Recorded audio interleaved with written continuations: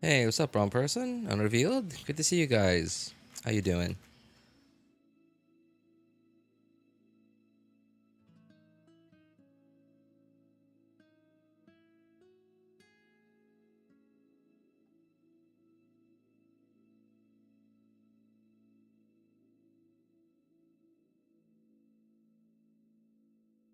Hey, what's up, Azzy?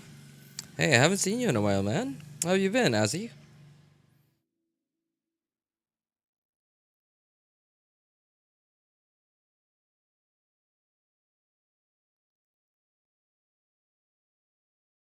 Hey, what's up, Ali? Good to see you, man. What was the right thing to do? Taking it easy.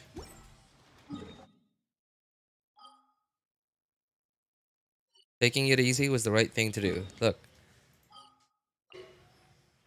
I haven't done exploration yet. I haven't done exploration. I'm not doing. I'm not done getting all the oculi,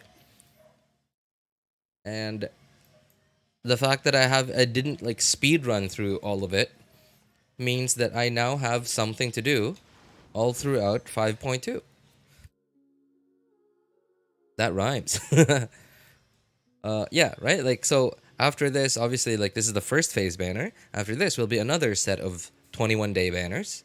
So I still have like 25, 26 days left of 5.2 to do all of that, right? So it's still plenty of time. And yeah, it just gives me something to do on stream, even towards the end of the patch.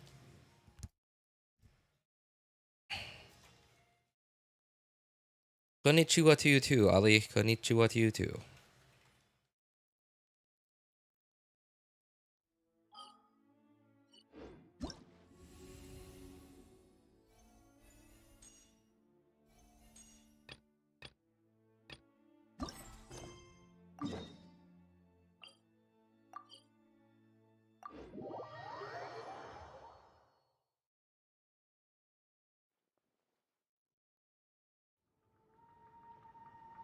Stream just started, and yet chat on the laptop already stopped working. Great. What's up, Saki? Good to see you, man. I almost voted and pulled for Chasca during her quest. The Gat almost got me. Okay. Don't, man. Don't do it. Oh, I don't think. Okay. I guess I'm gonna have to do this event on my account. Yeah, my friend's using it.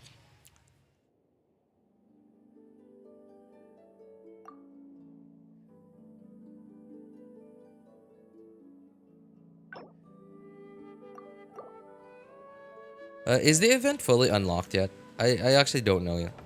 I haven't done it on any of my other accounts. No, on any of my accounts. Sorry, not any of my other, but any of my accounts. I haven't done it at all.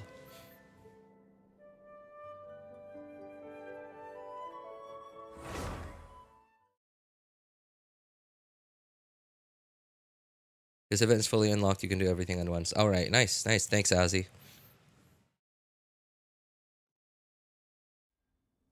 I have over 15,000 primos saved and also 15,000 Genesis crystals.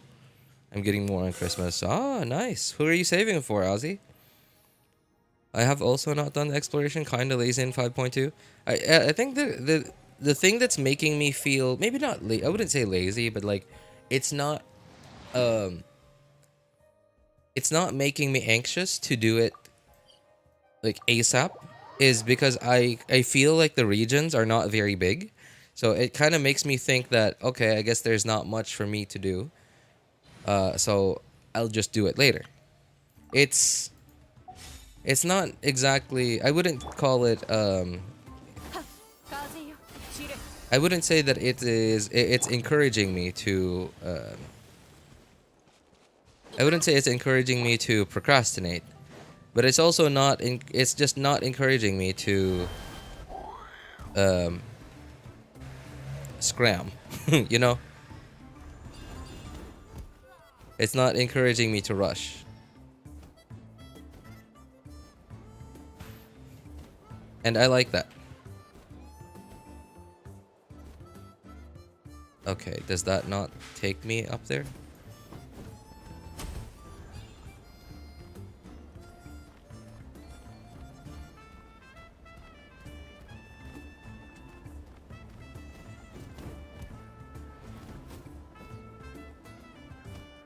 Wasn't there something that was supposed to...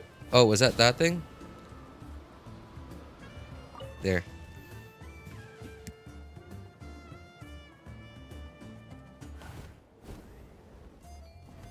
Oh.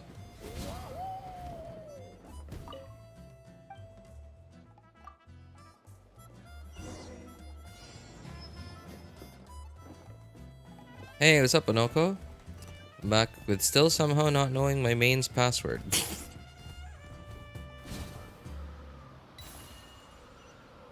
13k for my Wika. So far, no guarantee. But I lost my last 50-50. Okay, well, at least now you're guaranteed. Same with my Wika. Maybe... Sorry, what? Hang on, it's turning, so I can't read. Okay, there. Oh, yeah, that's right. I gotta do this. Okay, I forgot. Awika. And her C1. Oh, okay. Also, oh god. I'll try for a sit lolly. What the? I had the same problem last time. This is so stupid.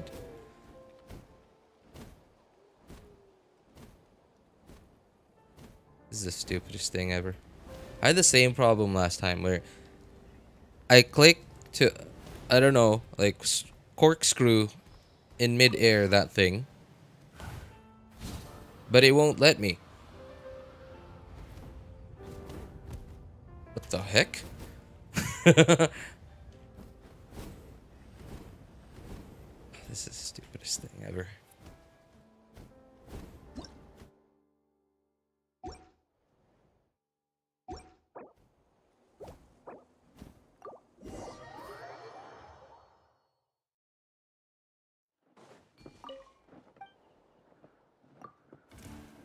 The controls are still really janky. They just... most of the time they work, but then like right at the moment where you need it to work, they don't. Or the Animo Natlin. The Animo Natlin leader gotta be Bennett's uncle. Animo leader Natlin. Wait, what? Oh, is it one of the NPCs? Bennett's uncle? What makes you say that? Not guaranteed, sadly, but you lost your last 50-50, right?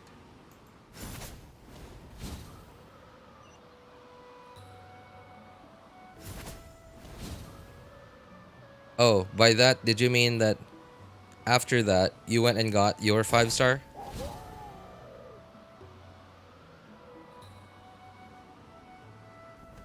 Oh my god, you... Oh, this...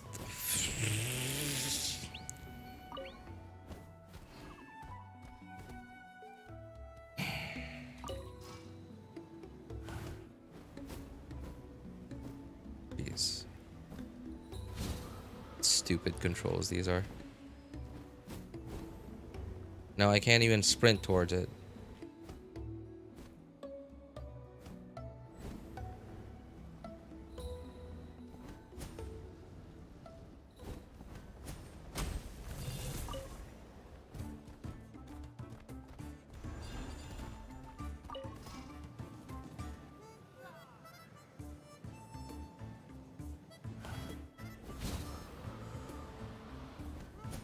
See? Oh my god. It just won't work.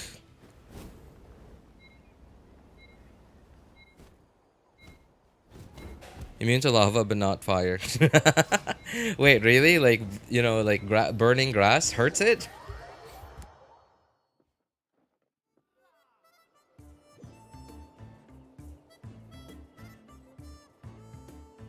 Fury at 5 pity. Okay, well that's not bad. That's not bad. Right, that's almost... That was almost as if you won 50-50 in the first place. You lost 50-50, then got your guaranteed at really low pity. That's not too bad.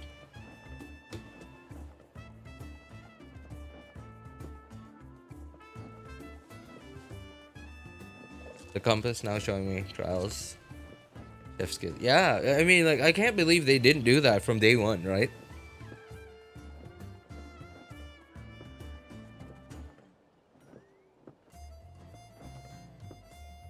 Somehow living on only 4 hours of sleep. With 5 tests: biology, science, calculus, English, and history. That's called Onoko. Do you know? That's called being young. It's called being young, is what that's called.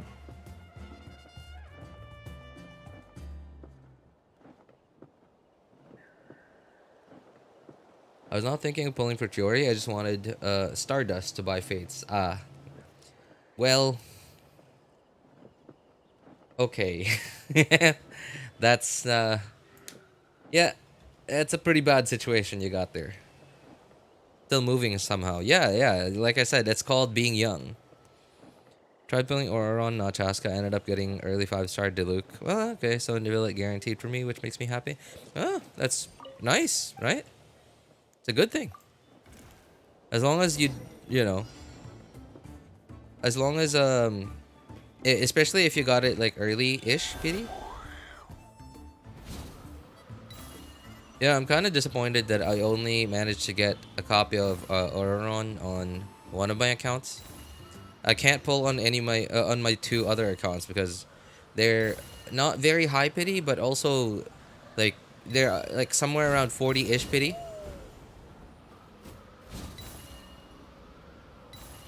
Yeah, and I kind of don't want to risk it.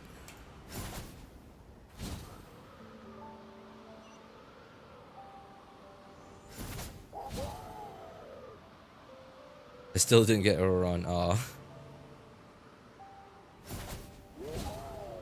I don't get it. Like, am I supposed to click when I'm super close to these things already?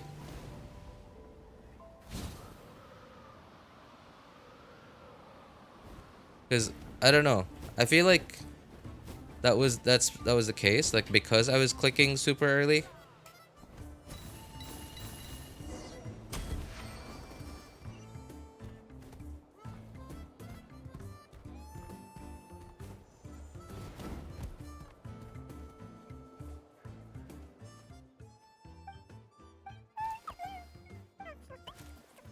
40 pity, so not risking losing guaranteed Neuvillette. I see.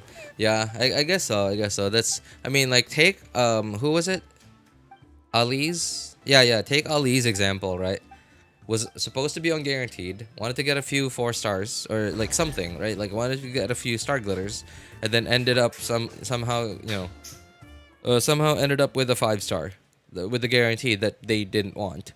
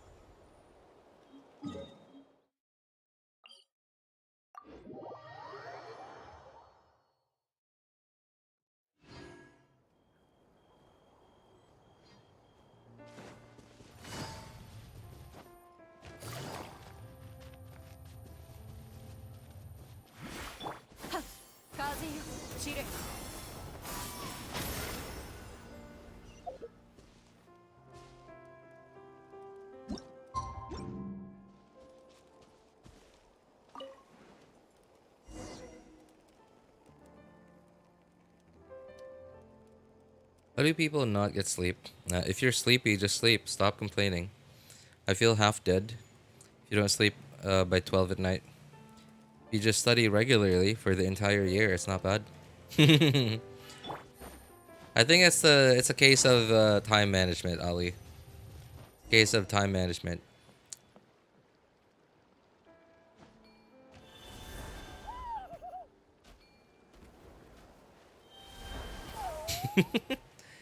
Oh, I can't indwell the babies. What do I need to do?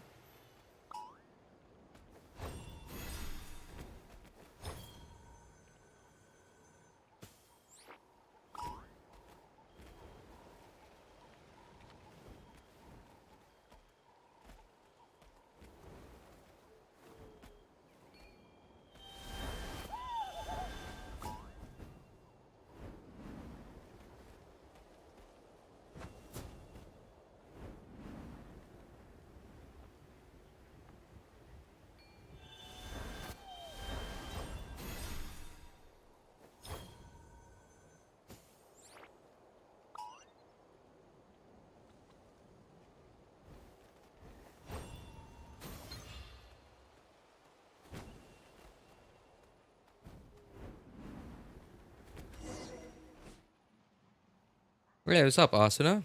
I'm just doing stuff. I was supposed to do the. I wanted to do the event today, but well, I I just finally got triggered having this world quest open, and I didn't even want to do this world quest. I just wanted that Oculus, the one that was like in the floating ring, in that part of the map. But it just forces you into a world quest. So like here it is. It's still in my quest menu, just annoying as ever.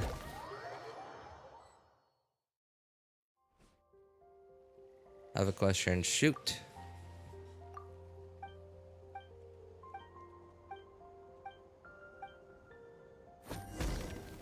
Where I go, they take weekly exams. They take weekly exams, so I don't really have time to sit ideally. And when I was younger, right? When I was younger, I like. I mean, even today, I still have this attitude of mine to like really to. I just love procrastinating. I'm lazy, right? But at some point, somehow, that laziness, like it changed procrastination into I want to get everything done ASAP. I'll work hard now so I can be lazy later. And it's I think it comes from this personality of mine that I remember having when I was a kid. And it's not really a personality, but it's more like a preference that I used to have. Whenever my mom used to cook fried chicken, I really liked the skin. So what I did was I would take off the skin. I would take the skin off, and then I would eat the rest of the chicken first, and then eat the skin afterwards.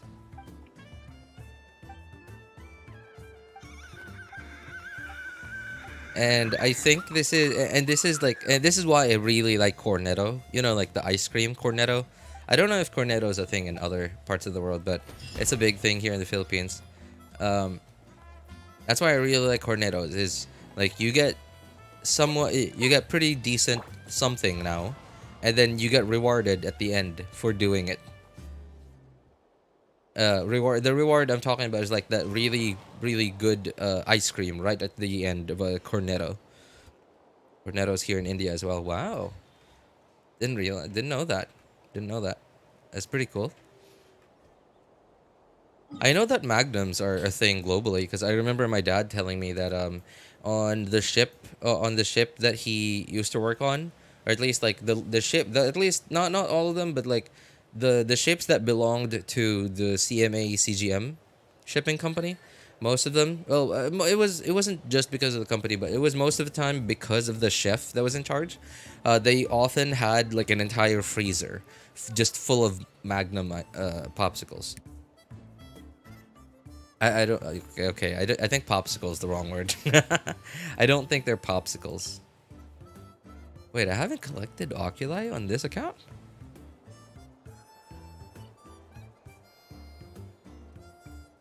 Uh. Wait, did I collect oculi but never deleted the thing? I never deleted the Pyroculus. Okay, they're not here anymore. Oh, I guess I didn't delete the... What are these called? Pins. Yeah, there you go.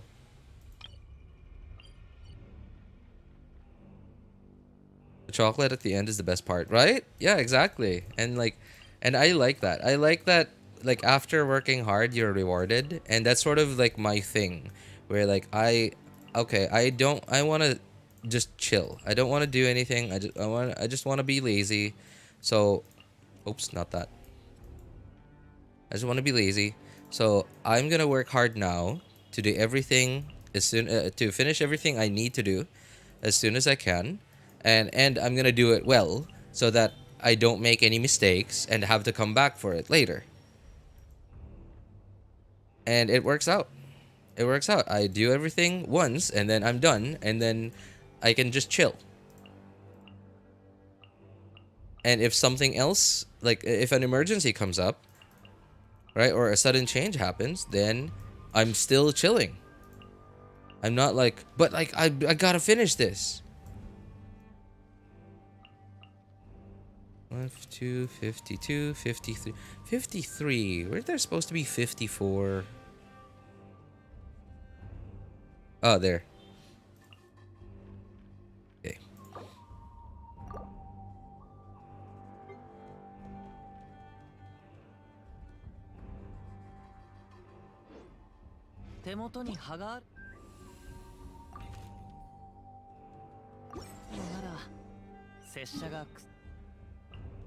Oh, by the way, okay. Which of you guys here watch Dan Machi? And when I say watch, I mean like actively watch. What's this?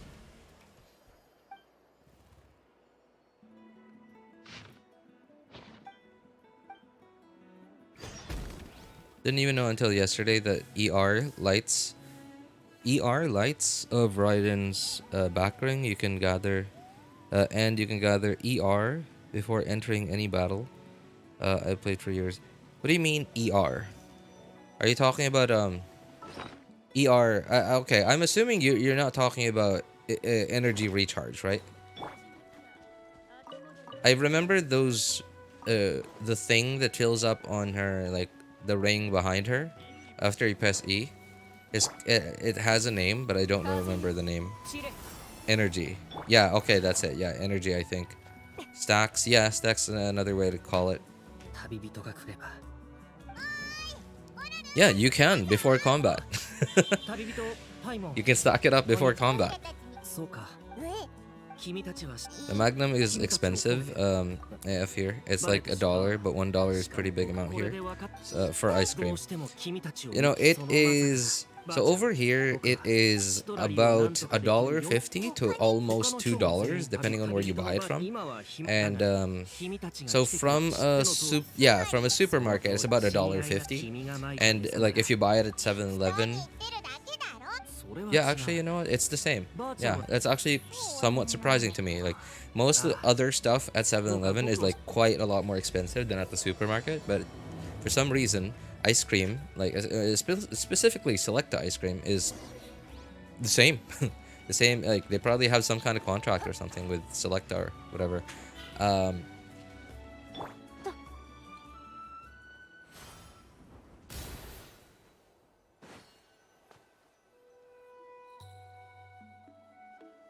But yeah, so it's about $1.50, and like if you buy it from like a local, like a small local grocery store, then it could go almost up to $2 for one. But despite it being expensive, I think it's worth it. It's not worth it like how much my belly gets filled, but just for the taste alone, I think it's worth it.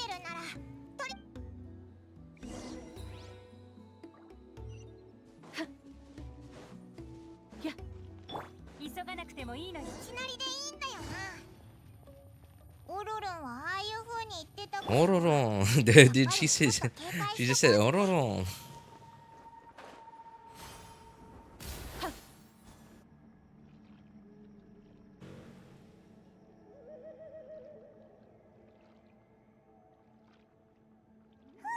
You can get really good filling meat, really good filling meal here for $1. Oh yeah, over here too.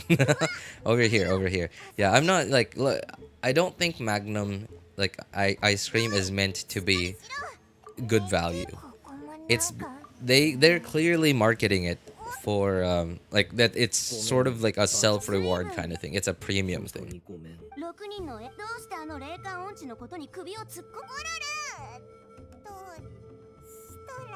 What opinions? I have 35k primos at the moment. I'm F2P. I've guaranteed Neuvillette coming. Should I try?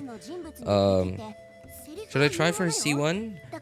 Or just use Layla for shield and save the rest of my primos for next free and my week even? Diehawk, I think I would recommend C1. Like highly recommend, because like not only is it like, by the way, so the fact that you're asking or just use Layla for shielding means that you're thinking about the interruption resistance, right? But and I'm sure you're, you know, like you seem to be quite well informed. But let me just remind you, his C1 is not only interruption resistance, but it also gives you like guaranteed one stack, one draconic stack, which really greatly opens up your team building for him. Now, he doesn't become unplayable in certain teams without C1. You just gain a lot more damage with C1 even while playing those teams. Like,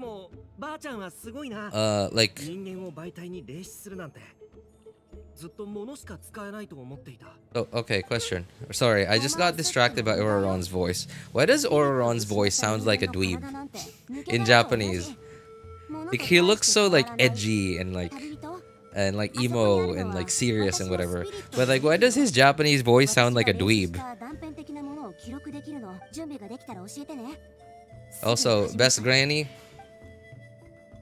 Hey, can I get an amen over there? Best granny? Said Lolly for best granny in Genshin.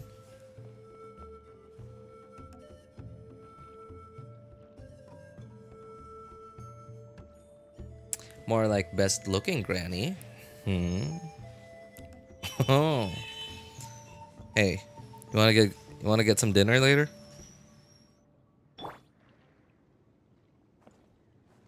I'd love to eat you out. I mean, take you out to eat.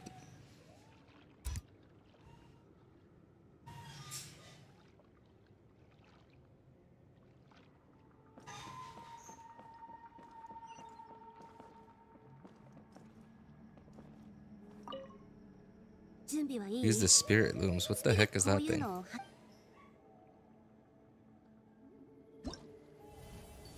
Did Lolly got a chokehold on me? C0 Mawika, it is. Okay, jeez.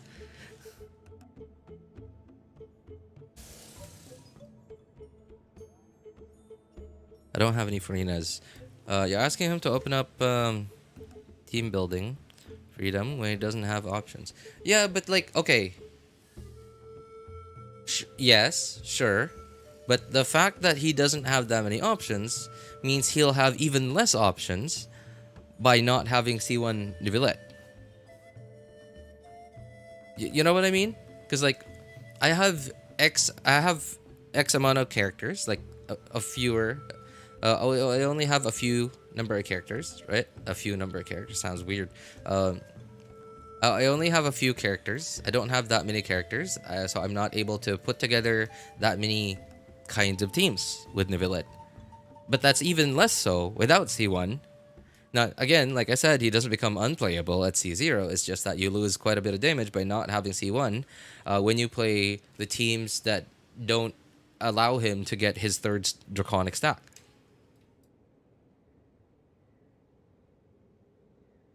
I think you should. I think what you should do, Diehawk, is you should.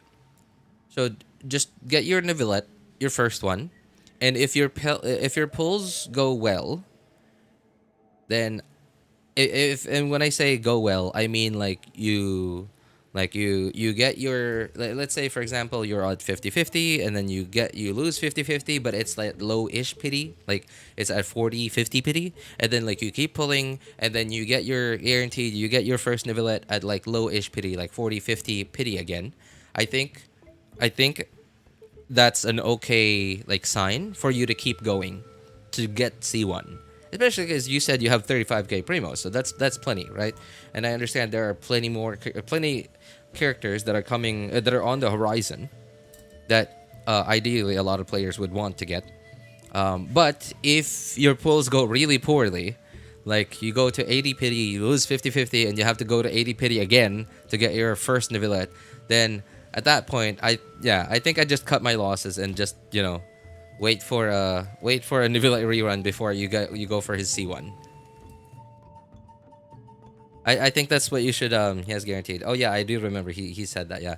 Right? Like if you get it early-ish, right? Like if they go somewhat well, right? As long as they don't go very poorly, I think it's a good sign for you to decide, okay, go for his C1.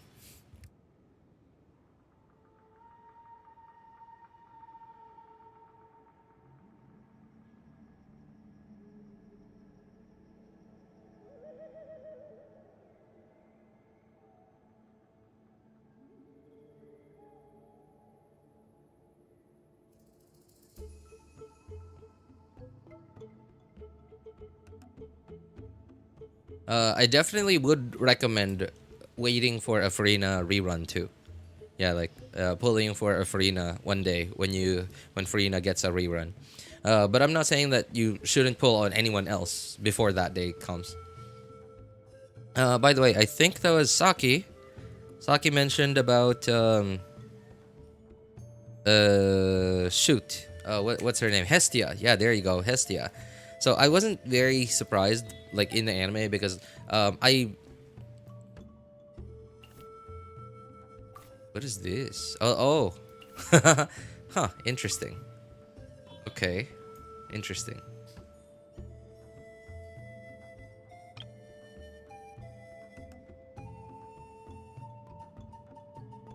What?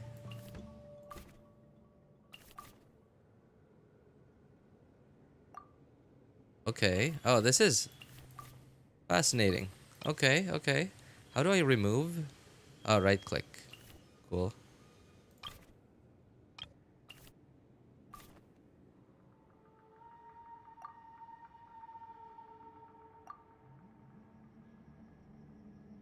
Space. Okay. Sorry. I'm a keyboard guy, so like I really want my keyboard shortcuts.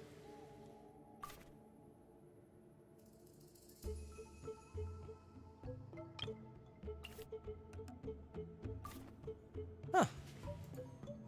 The mini game.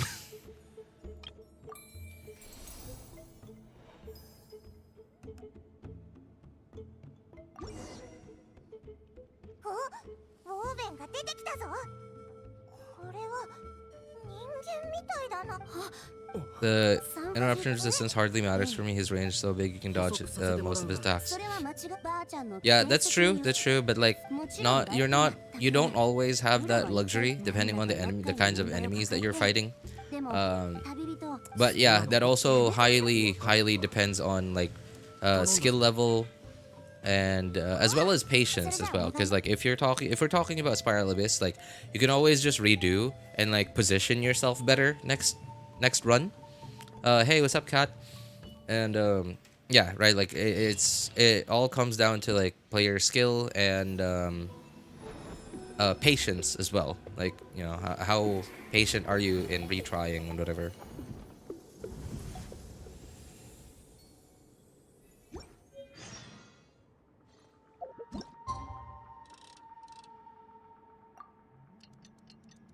Hey Saki, are you still in chat, man?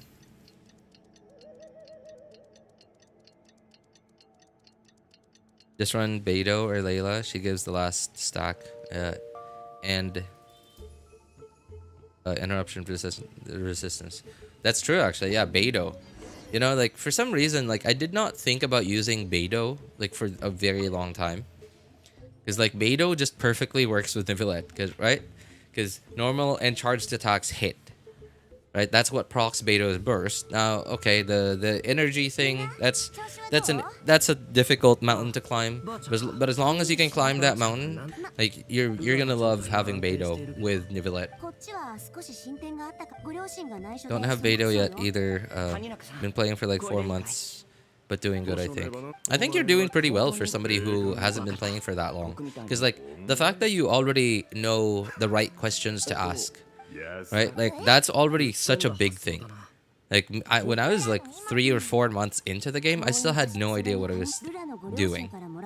I did not know what questions to ask. That's a really big deal.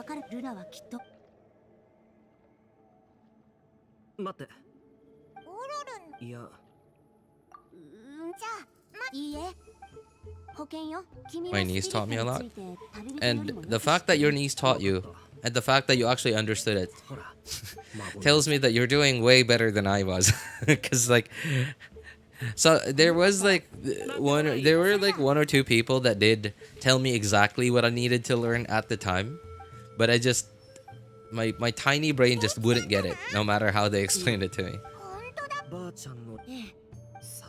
I'm an old fart. Hey, welcome to the club, man. Welcome to the club. RJ's also old, don't worry. Yeah, there are like a couple of us that are a little aged. Turn 50 next year. Whoa. Okay. Wow. Might be the oldest person that comes into my chat so far. Okay, but yo, that's actually really cool of you. Am I the only one here who's a kid? No, there are plenty of other kids here too, man. Oh, this is a lot more complicated. Can I make this picture bigger?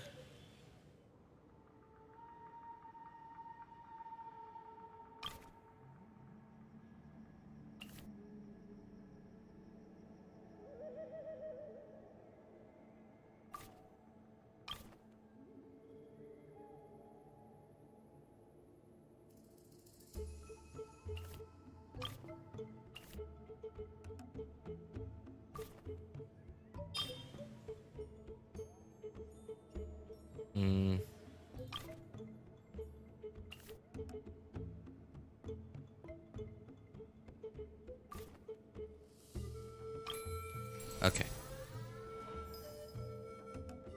I'm 150. What are you talking about? 150. I've done research on teams, etc. Like I knew this last Nahida banner was a banger, considering the 4 stars that came with also. I made her priority. Hey, good for you, mate. No, yo, like you're actually doing so much better than I was.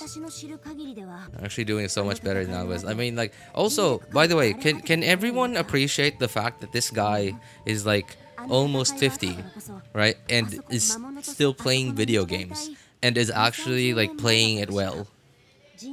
Right? Can we all just stop to appreciate that fact?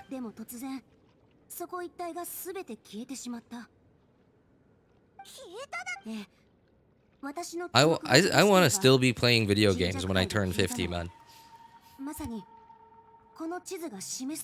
I certainly hope I will still have the luxury to do that when I turn 50.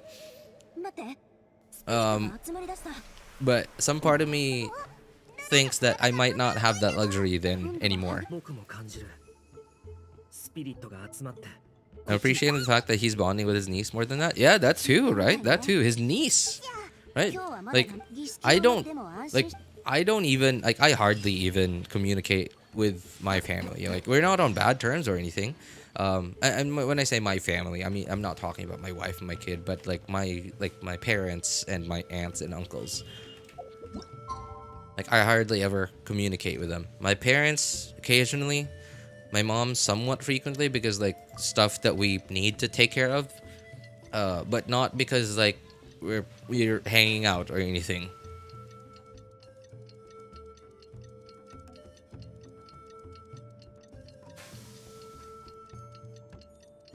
Been a gamer since Commodore 64, Atari, Apple IIc. Oh my god. Dude.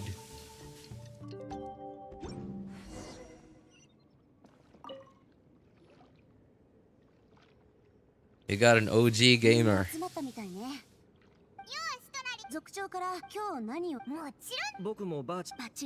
Although I'm surprised you decided to go with Genshin.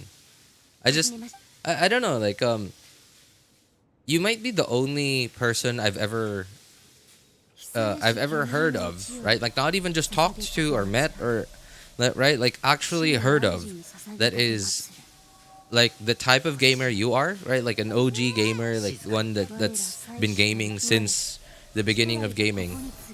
At least like modern-ish gaming, right? Like with the PC and console games, and like has actually decided, okay, I like Genshin Impact. I don't know, like I just didn't peg people like those to actually like this kind of game.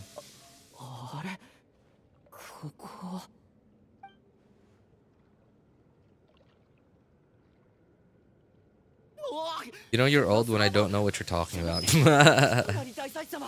I actually haven't played on any of those consoles. Like I've only heard about them. I've only heard about them in passing, like just, you know, when being like as in reference to something. But yeah, it was because my niece mostly begged me to play with her. I'm more of a WoW Classic, EQ, and open world game, really. I see. Okay. Wow, dude. More props to you, mate. More props to you. Like for actually playing when your niece, right? Like when when your niece wanted you to play with her. That is so. What a cool dude.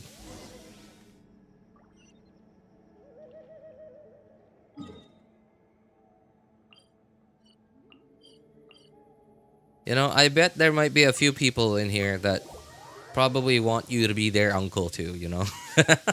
After hearing about these stories now. After hearing about this, you bet, yeah, you can bet there might be a couple people in chat right now that want you to be their uncle too.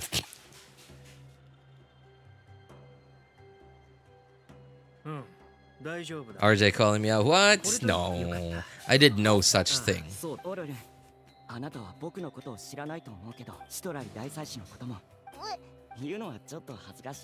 First, I didn't like it, but man, the gacha addiction is getting getting the characters got to me. Oh man, gambling. Am I right? Your niece is pretty lucky. I tried to get one of my friends to read a novel I was reading. Begged that guy for half a year, still didn't agree. We're on good terms, by the way. Well, the thing about reading a novel is like that's a pretty big time sink, right? Okay.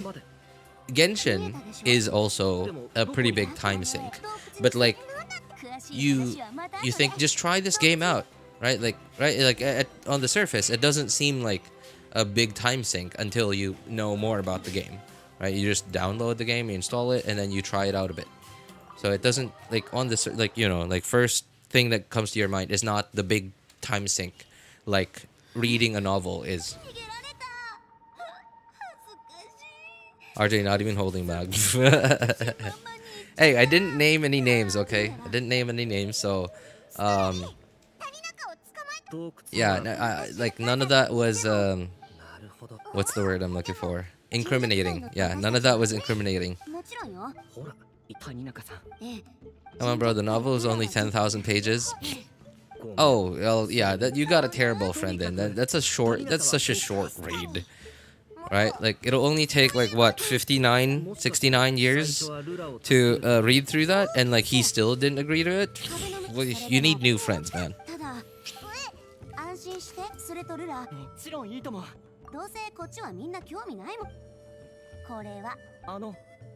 Even my best friend and I have very few tastes in common, so it's very hard to share my excitement. That's true. That's actually why I don't have any more friends. I mean, like, you know, like my old high school and college buddies, like we're not on bad terms. Like if we see each other, we're like, hey, right? But we have like at this point we sort of don't really have anything in common. Okay, was that the quest? Yeah, okay, cool. Alright, we can finally start playing.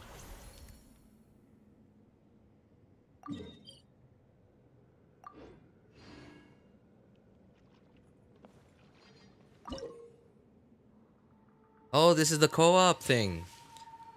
Oh.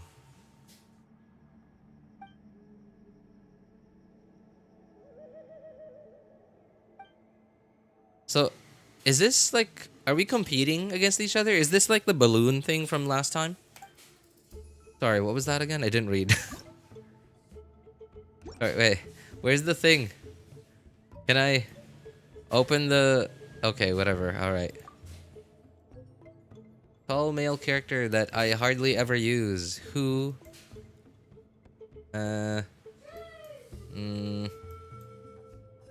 Oh, you know what? I'm not going with tall male character. I'm going with this. Character that I really want to use, but can't. Higher for stamina. Oh, sprinting stamina. Right. That would have been a good idea.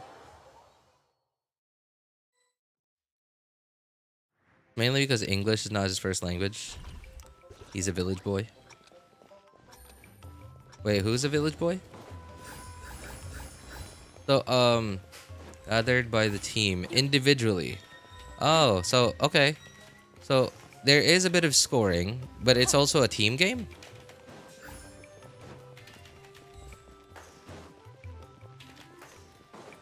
These other guys are doing quite a lot better than I am. Ah! Oh, they're attracted to me. Oh, cool. Awesome, awesome. Okay, so what did that buff look like again? I don't remember what I... Oh, wait. Oh, okay, cool. Oh, this thing. I have like a purple thing. Okay, come on, everyone. Oh, nope.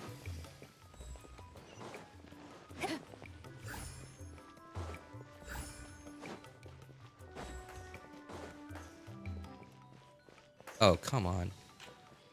Okay, I hate not being the host because like there is a bit of delay. I'm pretty sure I'm not the host. Like as I could feel the delay in like when they react. Oh, okay, come on, follow me. Oh, it's apparently it's not a buff that I pick up. It's just something that happens as I'm playing the game. I really should start picking up that dash thing, the speed thing. Yep, that certainly helps out a lot.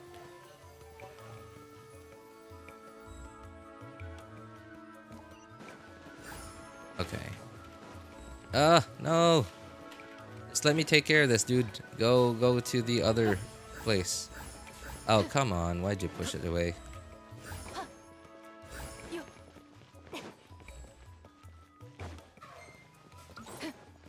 I wonder what the high score is like is supposed to be in this game mode. I don't know if we're doing well or not.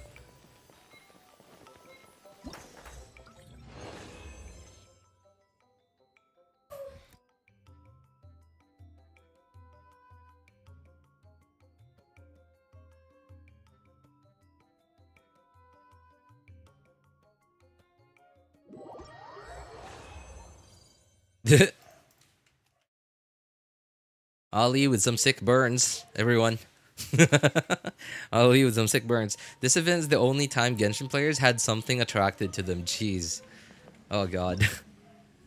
Alright, so how do I... What's the max on this thing? How do I get all the rewards? 4,000. Complete spirit gathered shackled spirit ones. What the heck is that? Triumphal return once. Shackled. Oh, game modes. Dry mode. Driving storm once. Phenomenal convergence. Oh, these are the game modes. Okay. What? Sorry. What? No.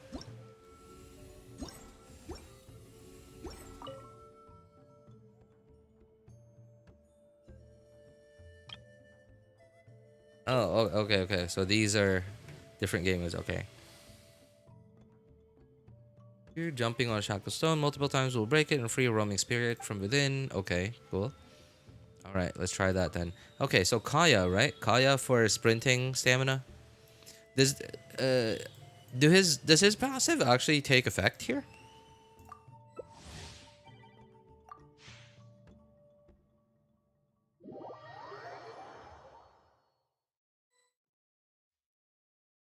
Looks like friendly fire zone.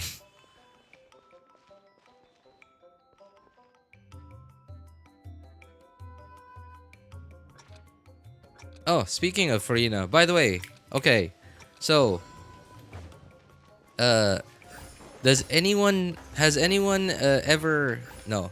Does anyone know about this? But apparently, does anyone know about this? So everyone loves Farina, right? Farina is like awesome.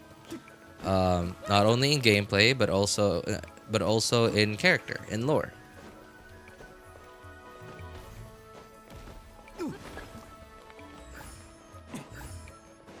Right? Farina's just lovely. She's adorable. She's lovely. Right? Everyone just loves her. Okay.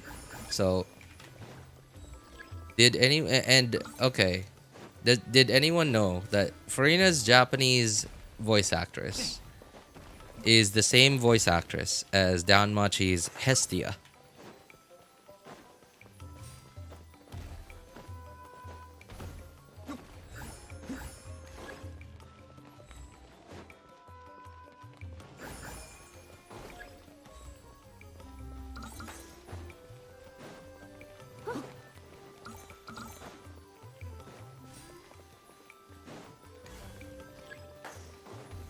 And while most of us who, most of us find Hestia to be just annoying, we all love Farina.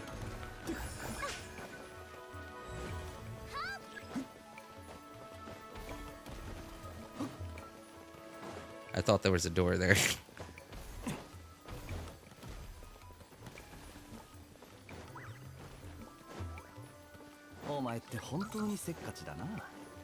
Oh shoot. Follow me.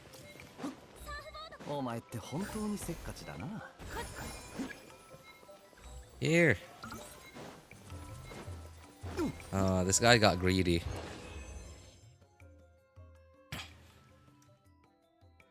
Also, RJ, new character dropped in HSR. Beat May and Farina as my favorite design of all time. What? Was that even possible? They listed the passive. They don't take effect like Mona, Ayaka, and Ororon. They listed the passives that don't take effect. Mona, Ayaka, and Ororon. Mona and Ayaka, you mean their sprints? Ororon's passive. What is Ororon's passive?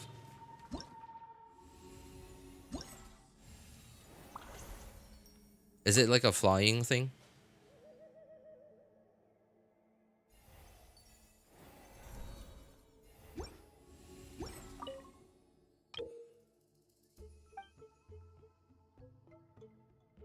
Big jump. I see.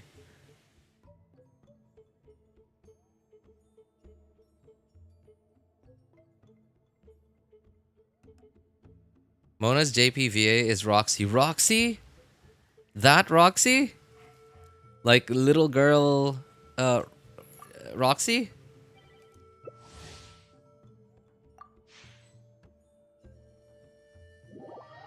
Like second wife Roxy?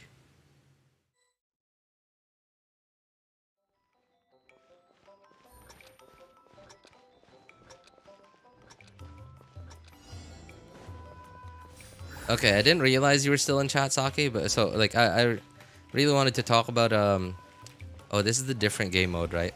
Okay, cool. All right. So I wasn't, which direction is this going? Yes. Okay, cool. I wanted to go that way. So, I wasn't super surprised about like what happened, like what Hestia did and whatever, because while I don't read the novels, I did read the synopsis from the novels. Sorry, which door are we supposed to put them in? I'm confused.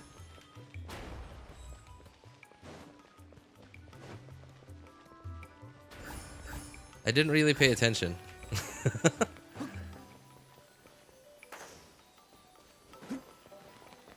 Come on, this way. Okay. Oh, this is sort of like a combination of those. Come on. This way. Blow them in. Push them in. No. Oh, another thing too. Saki, do you watch Dandadan?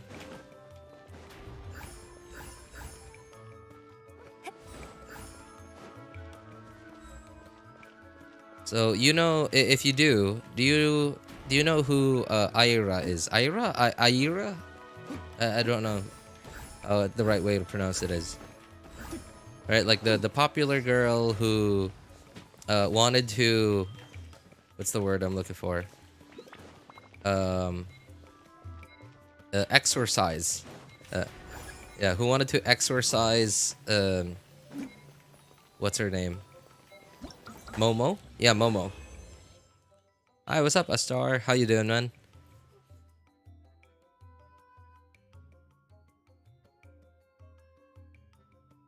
The nurse and grandma are top tier. Well, that tells me exactly what kind of what kind of waifus you're into, man. That tells me exactly what kind of niche you're into. If that nurse turned you on, good on you. Good on you.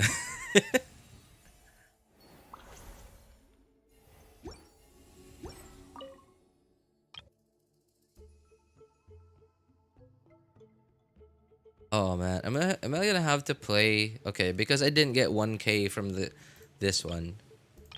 I also didn't get 1K from that one. I think. Oh, I kind of don't want to play any more rounds after this. I just want to play one more round and then that's it. Like max rewards.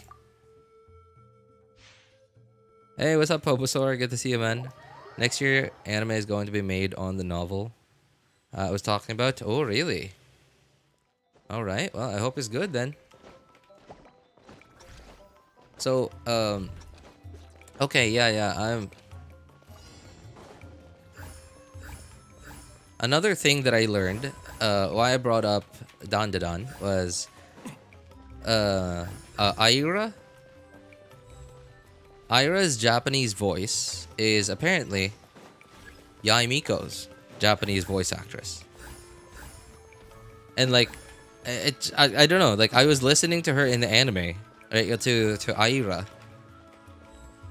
and I thought like, wait, Yai Miko doesn't sound like that. And like, I had to look it up. I went on Wiki. I listened to Yai Miko's Japanese voice lines, and like, I was just like, that's not her. It's a very different voice. And I guess like it just goes to show like the range that voice actress has, and like it was incredible. It was incredible, just really good.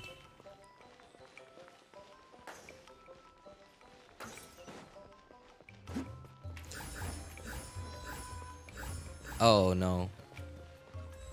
Get him out of the way. Okay.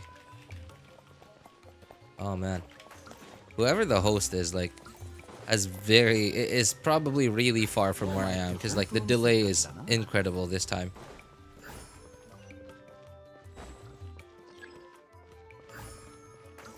Come on, everyone, get me 1,200 points so I don't have to play one more game after this. Okay, very nice, very nice.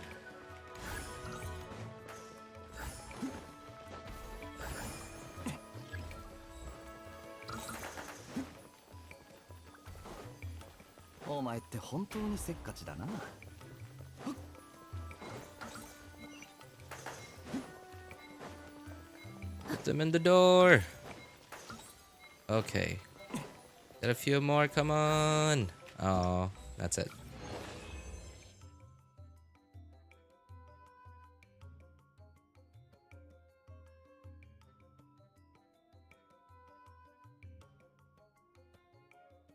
Hmm.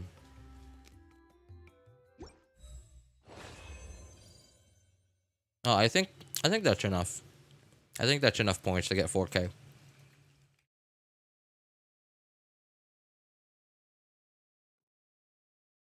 DM you how she looks. This is HSR, right?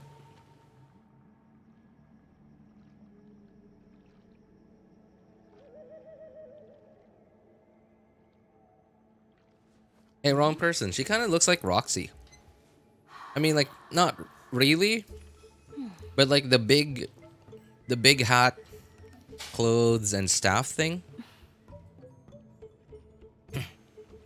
She has that Roxy vibe going for her. But Roxy is like way more covered up than Herta.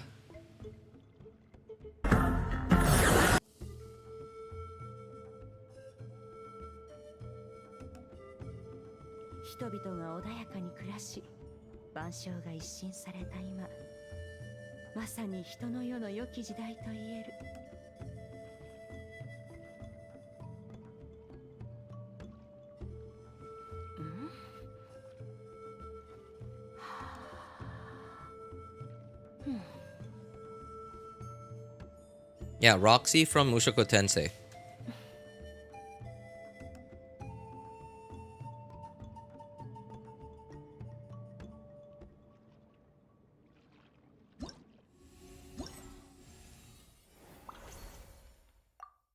Okay, nice. Thank goodness didn't have to play one more round. I mean, not that the game mode is bad. I just, I just want to get it over with.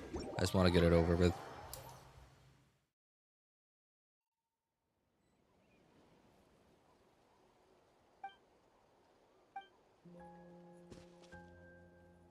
Oh, this is the combat thing.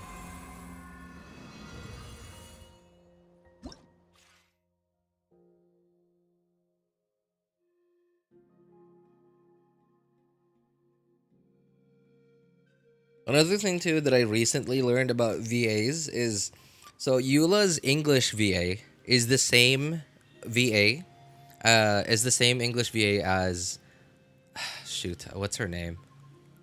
Vladilina something.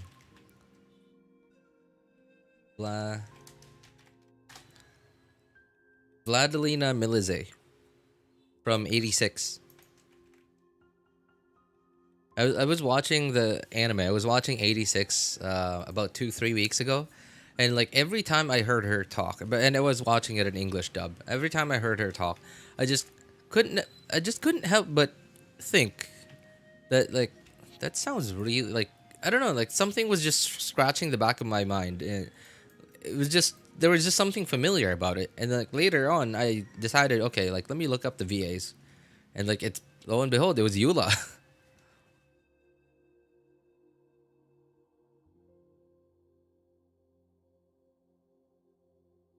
Wrong person's hormones are going crazy right now. I feel like wrong person's hormones are almost, well, I wouldn't say almost always, but like pretty often going crazy. uh, Especially when it comes to this stuff.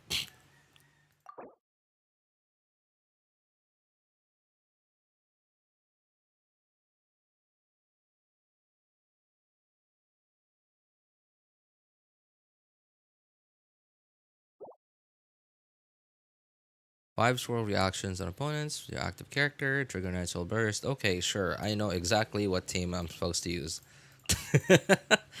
The same team that I've been using for however many weeks now.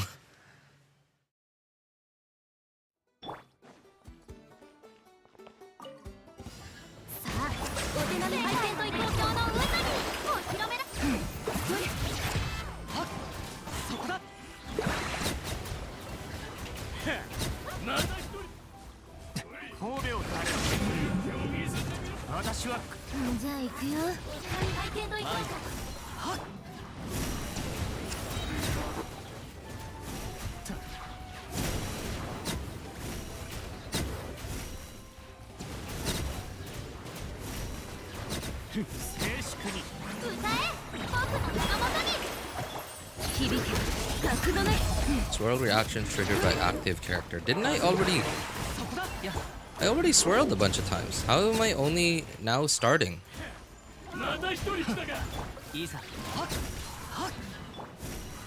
Oh. What? Does it do the buff over again? Flashing aura and effect. Oh, okay. It just means like every time you do that, it starts this like aura thing, and then I have to do it again if I want to get the aura thing. Okay, I get it.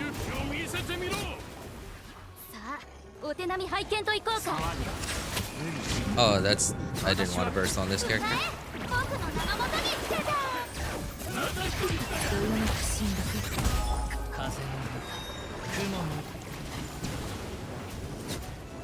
There has to be active character. It can't be off-field character.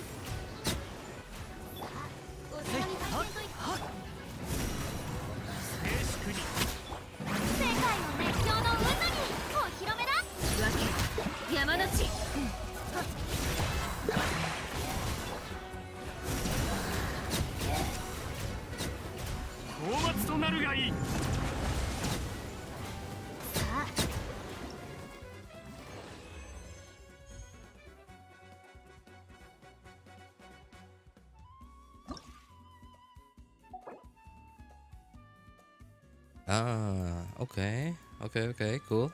So I have to make sure I have to do it at least twice.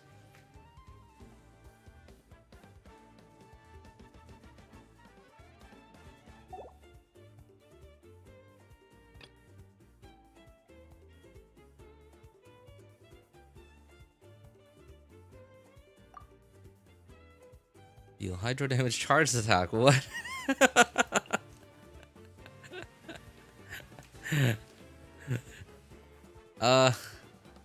It's like they want me to use the same team every time, man.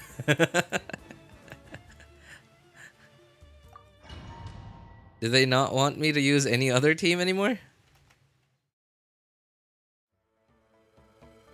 CA Barbara. God.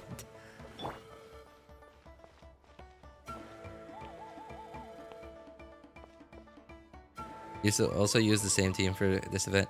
That team makes me so jelly though. Oh, it's alright, man. Sooner or later, um, you'll get to that. You know, that's this is the one of the pretty big glaring problems that Genshin has, especially as it's getting older and it's got more and more characters in the lineup, is newer players are gonna see older players use teams and characters that they will not even have the chance of getting for like several months to maybe even a year or two, because like Shenhe, hello. Right, like imagine, right, like I'm not even a new player, and yet I can only watch as other people use their Shenhe. And granted, maybe not everyone wants to get a Shenhe, right? But what if I just so happen to want a Shenhe? Okay, I'm not swirling Hydro on these guys.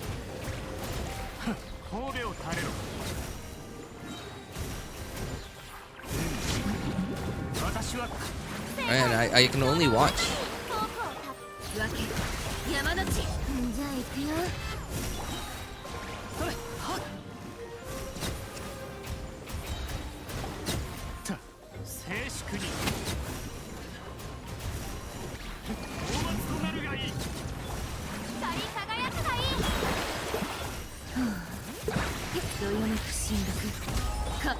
I don't watch Shenhe, especially since she got nerfed. She got nerfed? Okay. What kind of nerf is this? Is this like another Rosaria nerf? Oh no, well it's similar but like different, right? I think I know what you mean.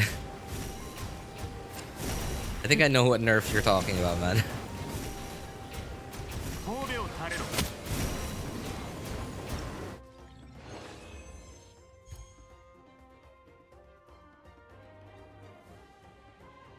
Her belly button was nerfed. Wrong person should know.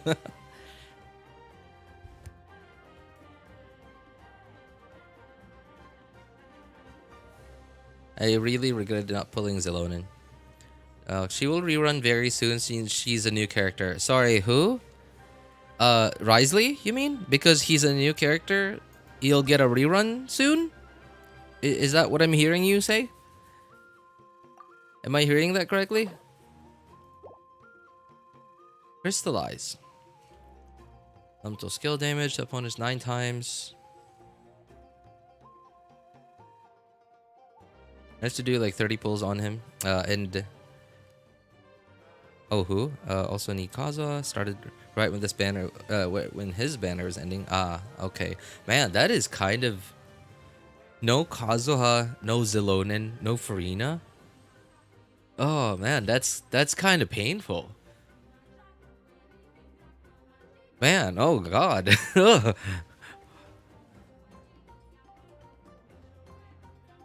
Oh man, okay. I cannot picture out using an account without any of those 3. That's kind of crazy.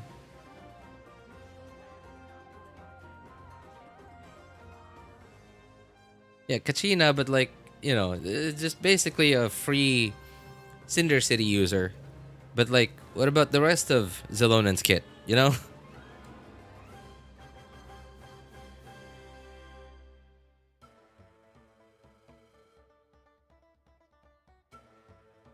Only made it to floor 11 in Abyss. Floor 11 in 4 months, by the way. Right? Like, made it to floor 11 4 months after starting. Can you can we get an amen for that?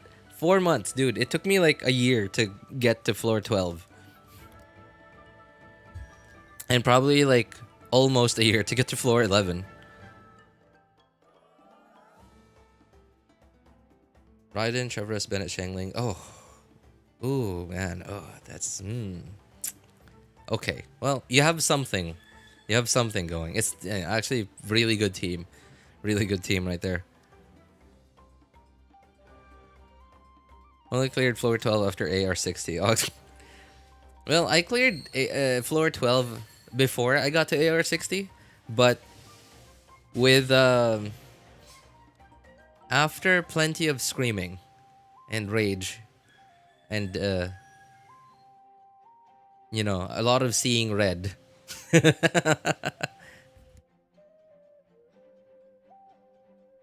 It didn't come for free is what I can say.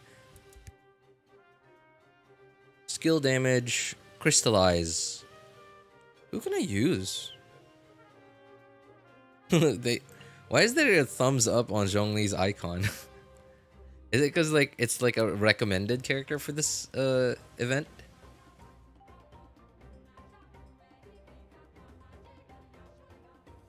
Screaming? Yeah, I told you, wrong person. A lot of rage, right? I raged a lot.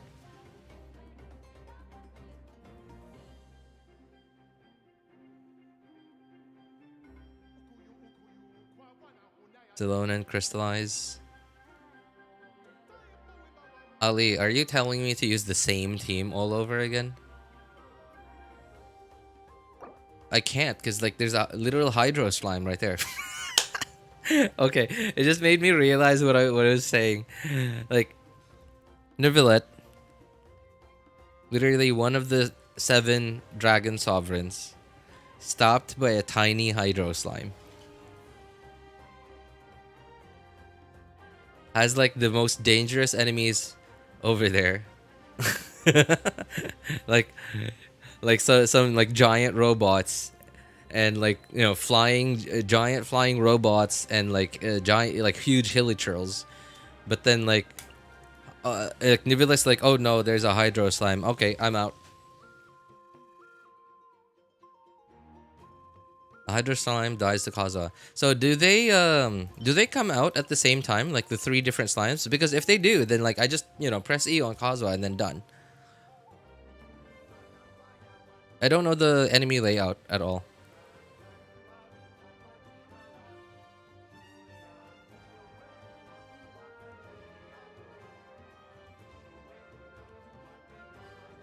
Dude, she's still level 70.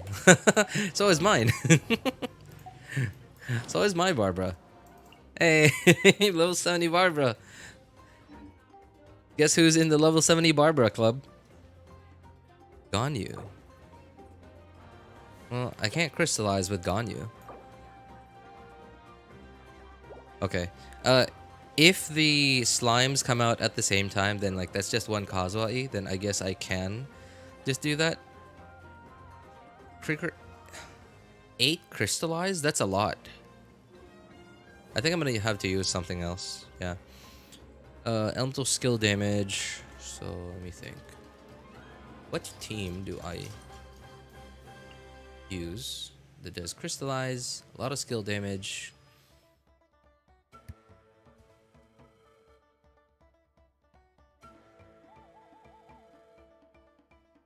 Skill damage, skill damage, skill damage.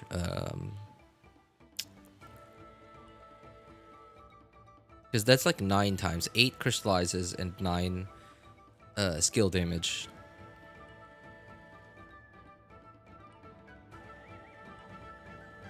Getting extreme deja vu right now because, well, we're doing the same exact event, just, you know, with a reskin, right?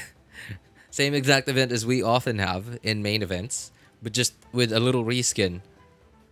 Wouldn't Zelonin work? Zelonin would, but like I would have to on-field her for like quite a few seconds to crystallize 8 times. DPS Zelonin, yeah, like, you know, with 0 crit. Because I don't build my Zelonin to do damage at all. I don't really have any teams with Zhongli anymore. The only team that I use Zhongli in nowadays is Hu Tao Double Hydro. No, not even that. Like since I've gotten Zelonin, I've replaced Zhongli with Zelonin since then. Unless if I have to use Zelonin on the other side. So a team that uses this. Maybe a Hyper Bloom team? But with Farina?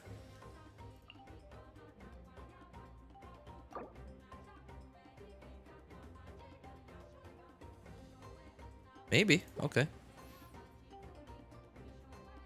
Cookie. Yeah.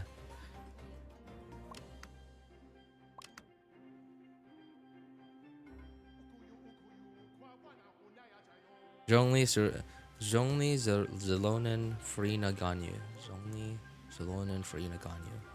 Yeah, I mean, like, okay. You know what? Yeah, that's actually a pretty good excuse to use Ganyu. Yeah, that's actually a pretty good excuse to use Ganyu. Zelonen, Farina, Ganyu, yeah. Yeah.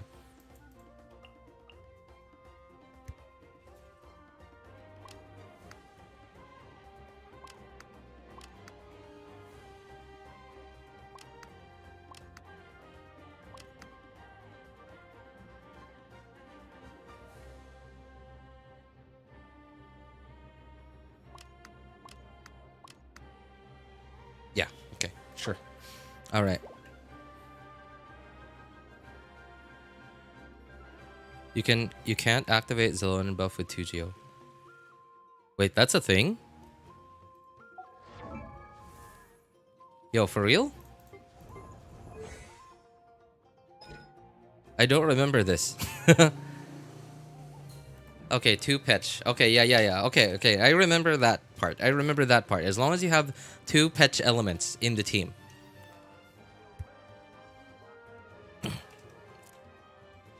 Okay. I don't think my Ganyu is gonna do... Hang on, what are the... where are the points? How do I... there. Can I wonder if I can get 4K with this. I don't know if I can get 4K. I'm not confident that I can get 4K with Ganyu. Just Ganyu. I mean, I'm certainly gonna try, but...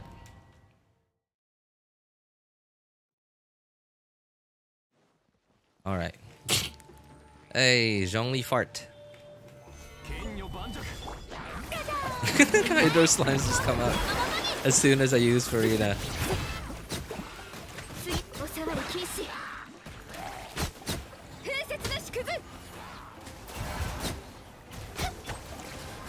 Okay, high HP enemies. There you go. Not very high HP enemy. Oh, cool. The high HP enemies just so happen to come out.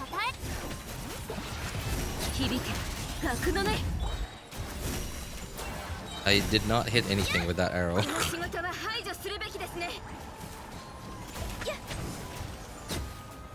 Huh, 89k, huh?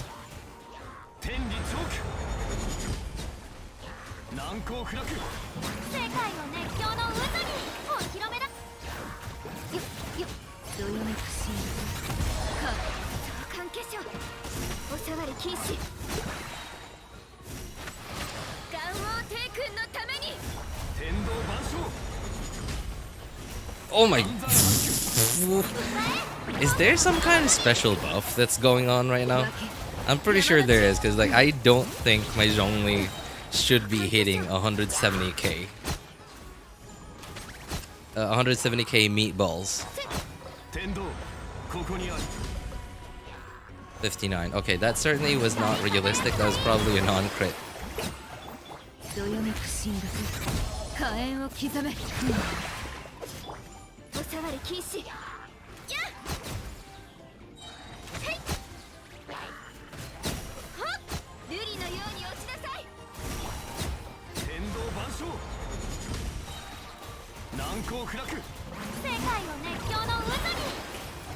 Well, I shouldn't have doubted Ganyu. Especially C6 Ganyu.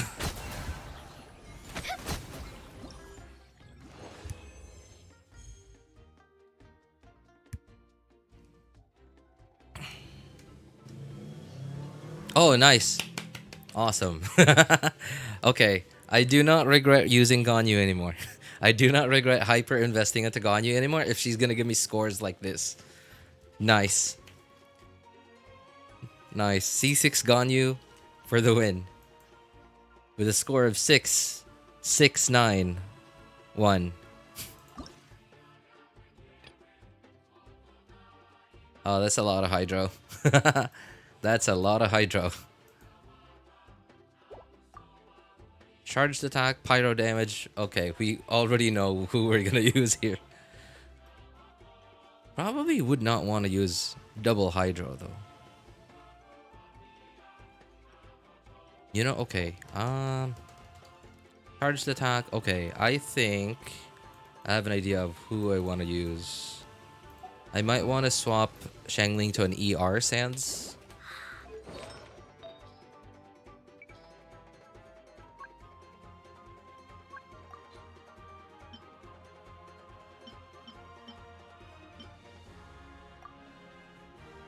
Okay, just for now.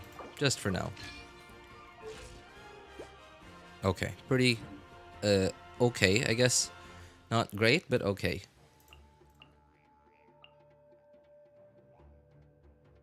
DPS Diluc.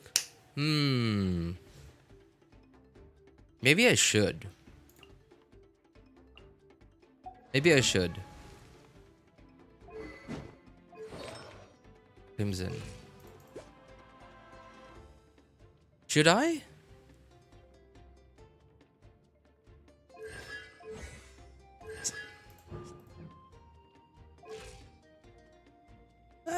I think I should. I think I should. For the memes, please. Okay, you know what? I think DPS Diluc might be more helpful to help with Xiangling.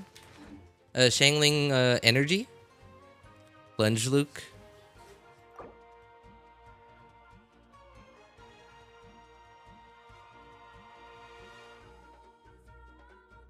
No, I don't think I should go plunge Zhao Luke here.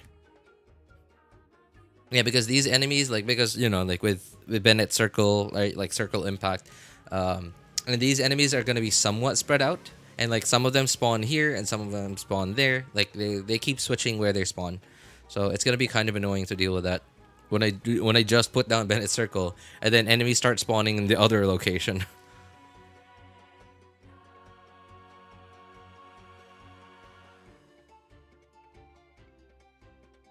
Oh yeah, that's right. I'm an idiot. Charged attack. Don't play plunge. You need to charge the attack. Charged attack, Diluc. Okay, well I don't have Bennett, so I can't do pyro damage if I don't do burst. On field Bennett, and charge his attack. This is so weird. Okay, that was actually a pretty good idea, right? Like on-field Bennett, especially because my Bennett C6, right? And just charged attacking.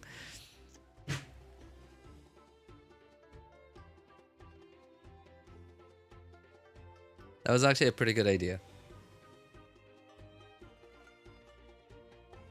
TA won't proc Xingqiu and Yelan. It's what I did. Wait, your Xingqiu, your is your Bennett already C6? You know what? I'm gonna go with Diluc, just for the memes, just so I can because like it's an excuse for me to use Diluc, right? Like I've invested so much into Diluc from back in the day, and like it's kind of just disappointing that I can't use him anymore. So I'm gonna use whatever excuse I can to use some of these OG characters that I don't use anymore.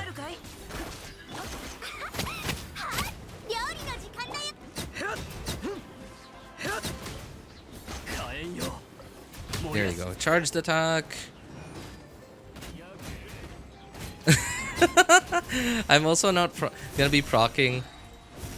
I'm not gonna be procking. What's it called? Xingqiu's and Yelan's thing, I believe, because I'm not normal attacking.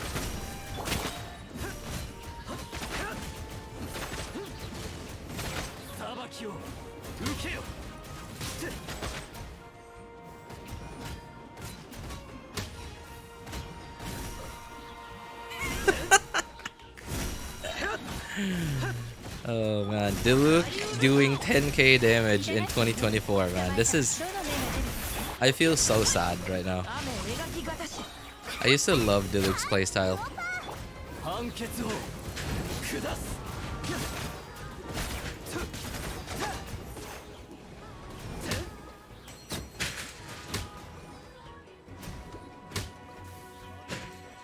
I'm too far. Oh, come on. This is cringe. There you go.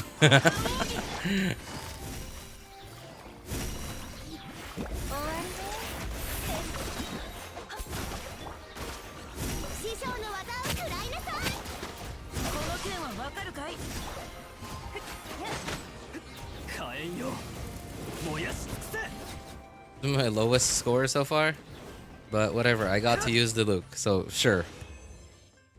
It's so stupid. It's so, and I'm not okay. Like it was a stupid team, but Xiangling, Xingqiu, and Yelan were there for a reason, right? They were there for a reason. They were all there for a reason, and that was Xiangling, Xingqiu, and Yelan were there to do what I actually needed to do, and Diluc was just what I wanted to do. Oh yeah, that's right. Swap their things back.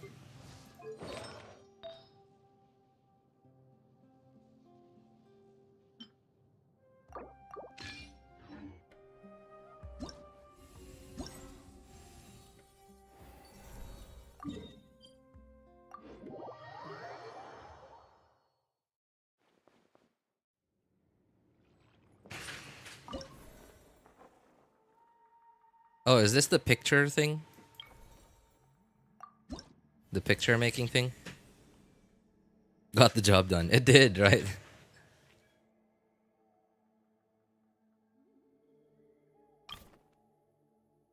How do I move it below? How do I move it below?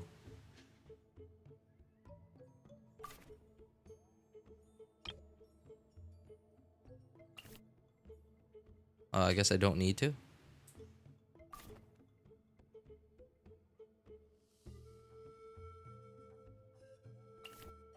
So there's no turning this thing, right? Like we can't turn it.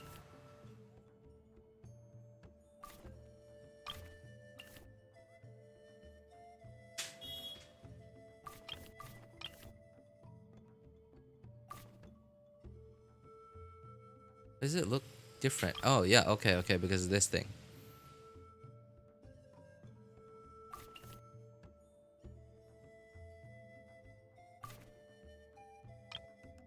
Do I move it up? There.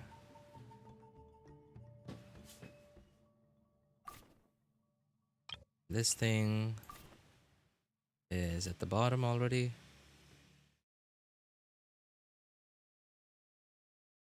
Still confused by this.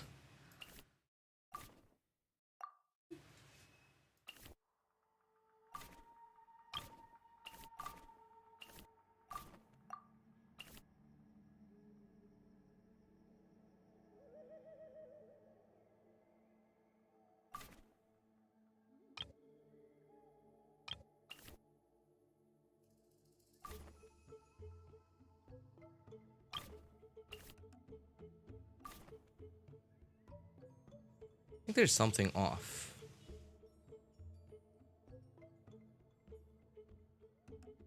Is there something off? What's off? Oh. Below, there you go.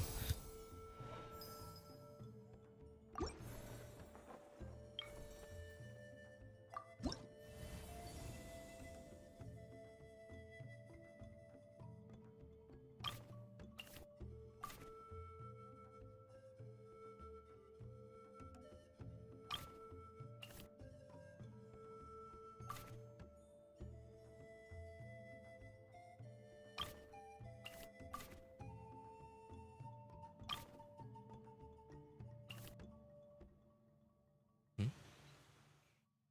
What is this? Oh. Okay.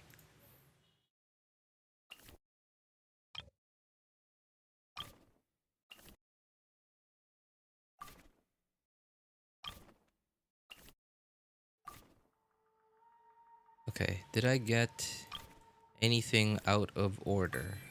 Nope.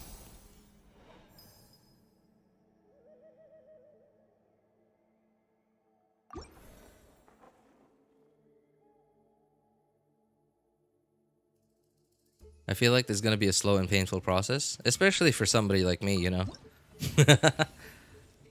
I DM'd you a cutscene of heard his voice, so you can take a look if you want to. I'll probably do it after the stream, man.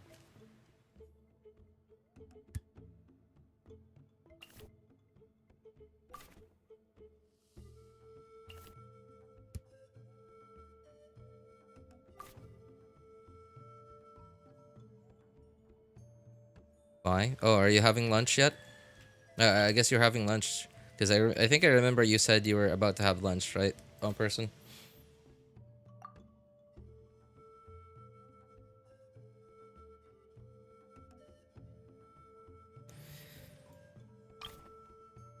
Anyway, we can chat.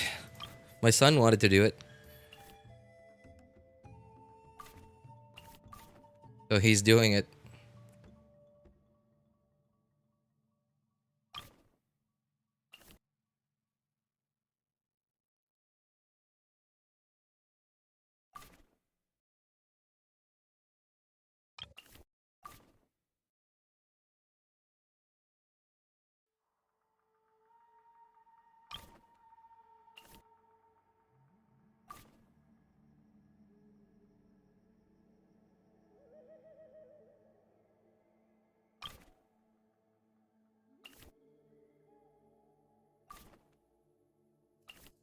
Do the purple one on the forehead? Yeah, that's what I was waiting for. I was waiting for my son to give up on it so I could do it.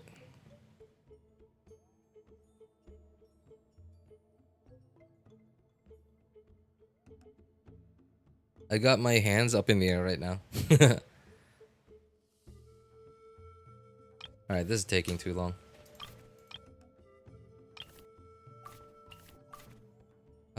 How do I move this? There, okay.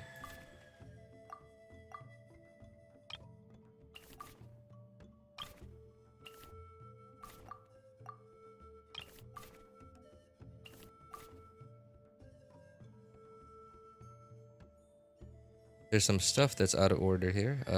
Layer, okay. And there. This thing should go. So I keep, okay, W is below and, no, W is above? Yeah, okay. I can't remember W and S. Okay, that one's above. And W.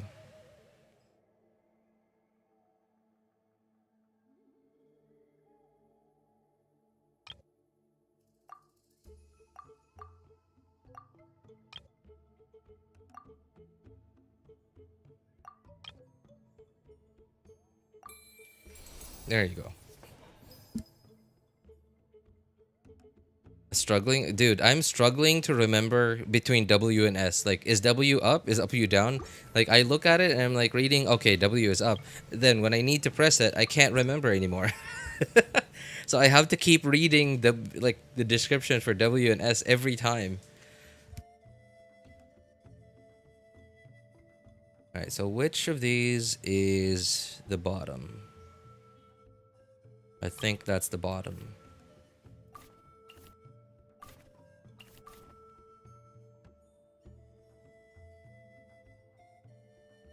Ideally, I want to start with the bottom layer first.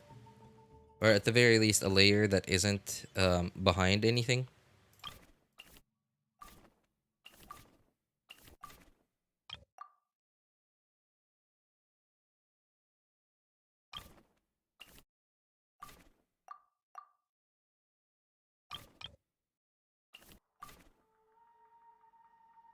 Oh.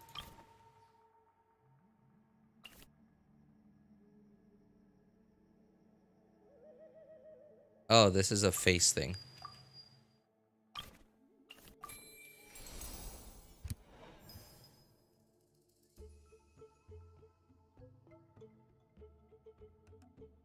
I have 100% Natlin, except for one stupid trial that I cannot manage to do.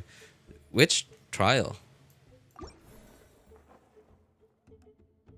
There's like a really annoying trial that like I think you were here already. Like I think you saw me do it a few minutes ago, and like I was just struggling because like their controls were just so janky. They just didn't work.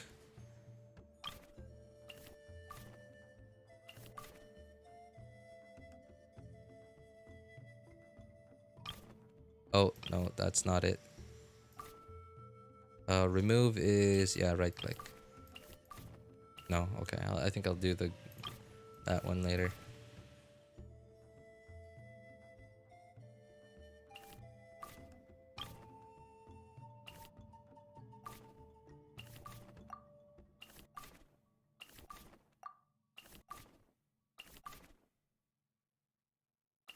How do I... Oh, okay, that's right.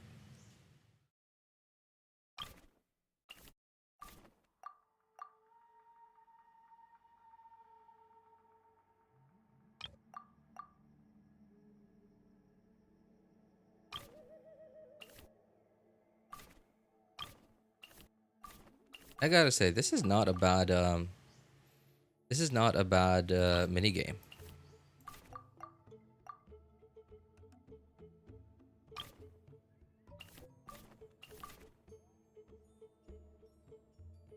I think that's all. I just need to put them on the right layers. Where's the thing?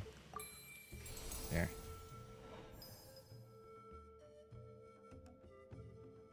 One where you have to use the black jade and then talk to a cat. Oh, I don't think... Wait, talk to a cat. Black jade. Talk to a cat. Oh. Oh, wait. So, okay, this is not 5.2, right? This is like the older... older Natlan. I think I know which one that is. It's a fighting challenge.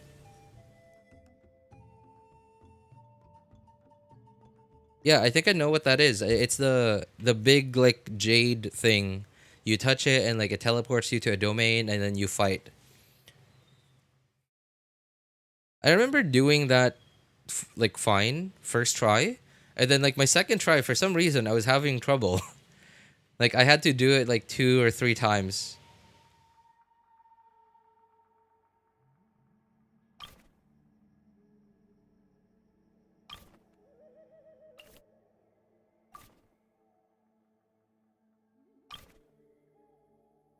What is this thing? Oh, hair.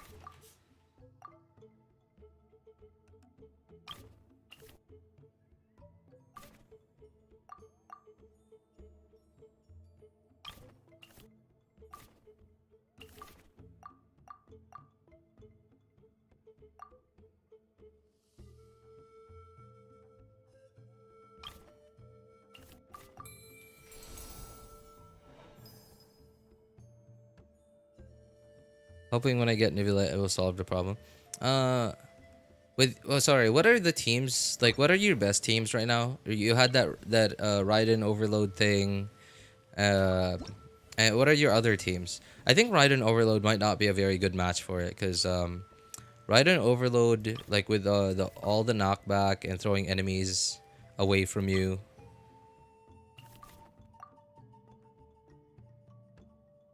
It gets kind of annoying.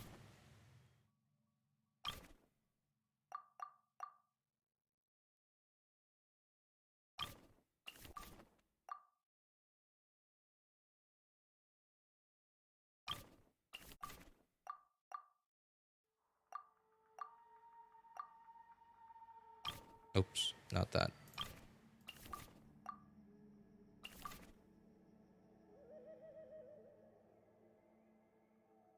I'm missing something. Ah, okay. A little too high. Everything was a little too high. Can I select everything? No. Okay. Oh god, this is gonna be a little painful. Having to move everything down.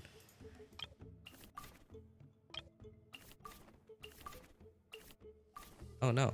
Okay, no. Alright, what's this thing? Oops. And this. Oh.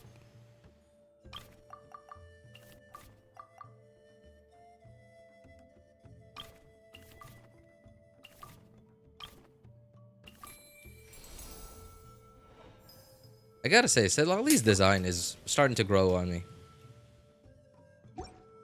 I'm starting to like Lolly's design.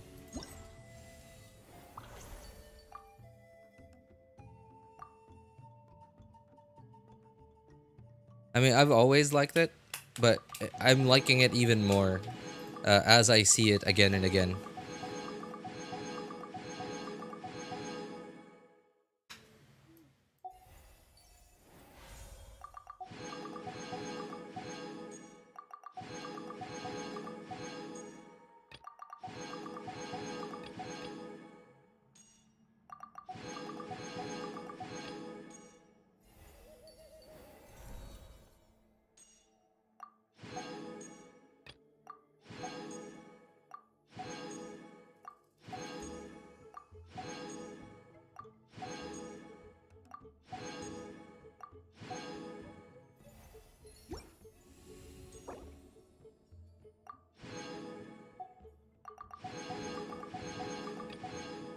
By the way, has anyone done the math on this weapon?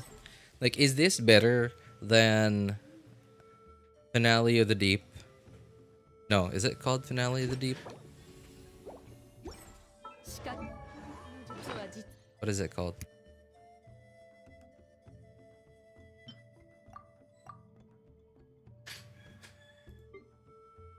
I don't think I crafted it on this account. Yeah, okay. So is this sword better than the craftable Fontaine sword on Chlorinde? I can find it.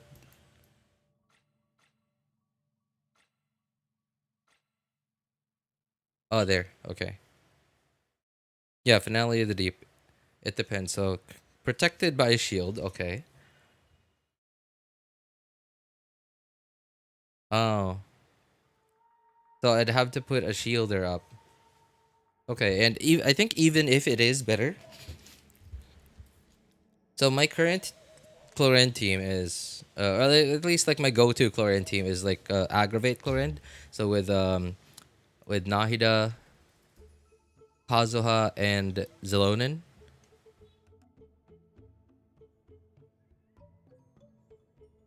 So I'd be losing some damage by replacing Zelonin with Zhongli.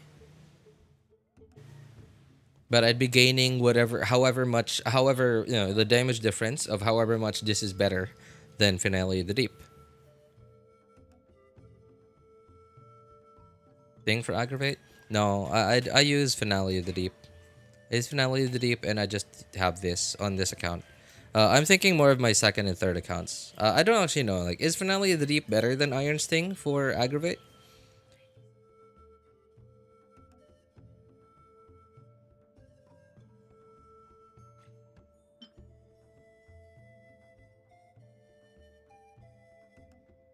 I actually R5'd Iron Sting just for Chlorinde. And it turned out I didn't need to because I already had this.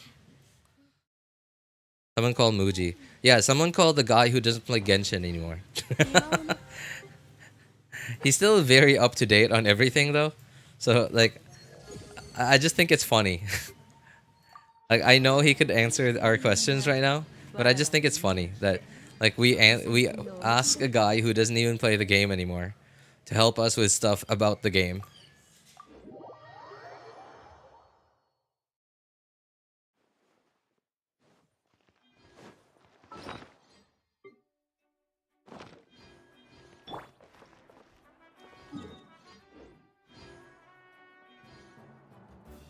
All right, time to do it on my other account.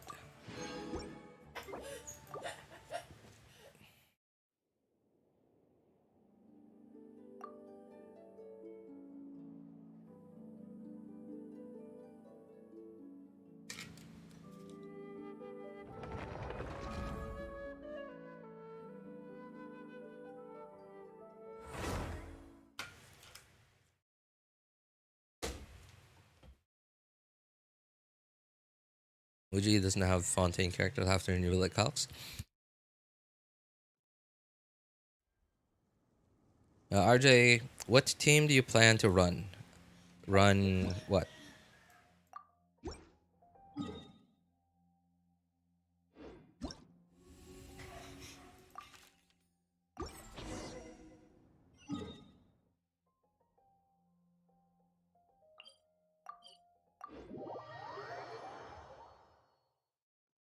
Oh, Chlorinde. I hardly ever really use Chlorinde, but the team I mostly use on Chlorinde is the one that I just mentioned, Kazuha, Nahida, and Zelonin. 旅人が来ればきっあ旅人パイモンこんにちは Uji can do the calc for Fontaine characters, but he should be able to tell which is a better weapon on Aggravate. これでわかっどうしても君たちを見そ That の also まさか depends. じいちゃん僕はシトラリをなんとか It できる depends on a bunch of other things. 他の人も全員旅人のじ今はだが君たちが来て Yeah, and that's why I can't just Fields Craft between Finale of the Deep versus the event weapon, is because there are so many variables to it. ばあちゃんは And because they're like, どうか僕を I look at their numbers and it just tells me, like, I again, you know, I don't do the math, but like, I just look at the numbers and it immediately tells me that it's really only going to be, the range is a pretty big difference between, like, a noticeable difference versus almost no difference. To one being weaker than the other in this scenario and that scenario. And but like it's variable, right? And that's why I can't Fields Craft stuff like that. I can only Fields Craft stuff that's very obvious. 洞窟の入り口に立ちはだかっていた一つの段あしまったそんなに洞窟 Black Sword R5 followed by Finale of the Deep with an EM Sands 試しに先 for that team. 僕は I just decided to go with attack sands on Chlorinde とにかく for the times when like I forget to or I mess up my rotation. I mess up my rotation and like I forget to mark enemies with Nahida before I go into Chlorine's attack stance.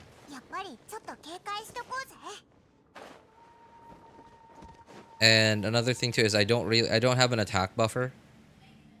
Forget to Nahida. Wow, yeah, right. Incredible feat. It happens a lot more often than you think. It happens a lot more often, especially in multi-wave content.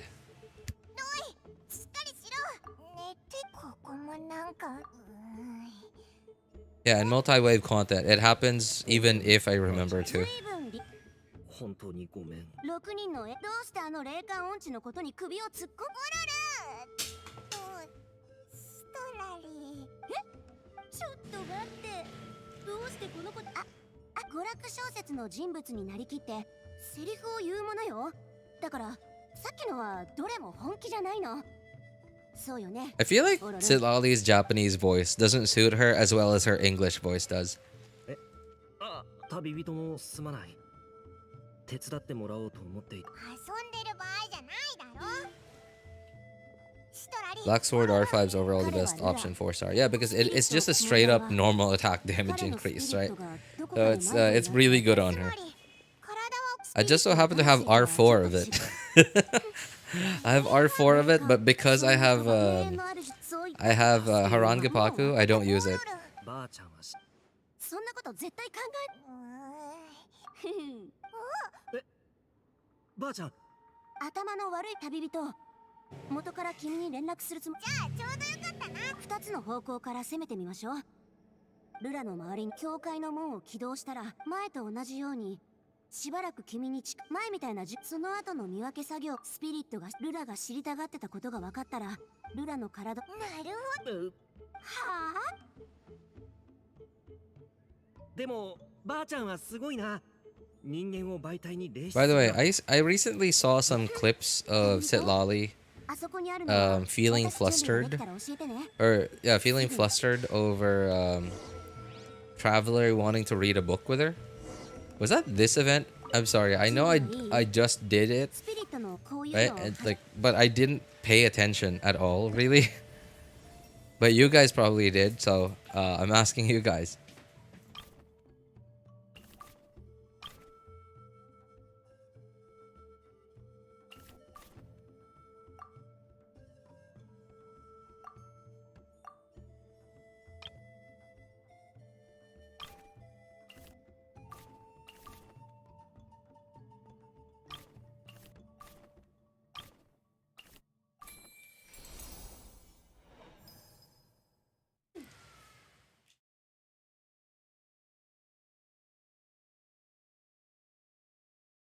I was playing another gacha game.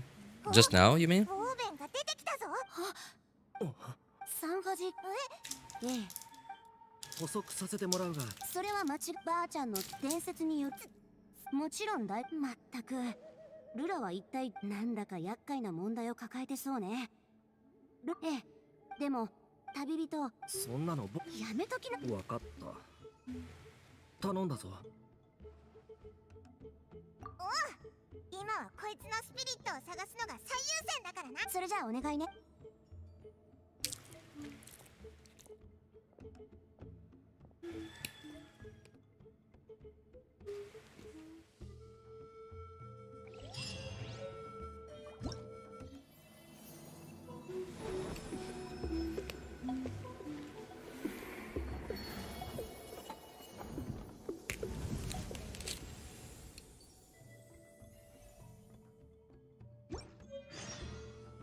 まだ終わってない鍛造依頼。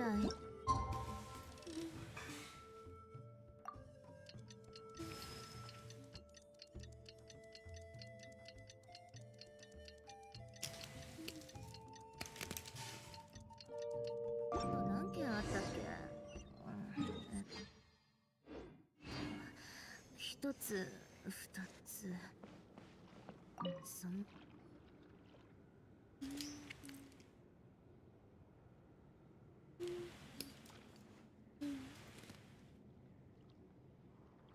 みんな、調子はどう？ああ、ばあちゃんか。いい知らせ。ばあちゃんはルラの状態は安定しているけど、こっちは少し進展があったから、ご両親が内緒でその後をつけていってみたら。そうよ。谷中さん、これでいいかい？交渉ねえばな。お前は本当に霊感わかった。僕みたいな恩返し。やさ。ぶっ飛んだ発想だな。ルラの今、遠い昔、それにルラのご両親からもらった住所を頼りに二人のたまり場に行ったけど。それはかけらよ。君もわかる。ルラはきっと。待って。オロルンの。いや、じゃあ、いいえ。保険よ。君はスピリットについて旅人よりもよく知ってる。わかった。ほら、孫の圧。この子ったら何ブツブツ。なんでもない。ばあちゃん。それじゃあ。で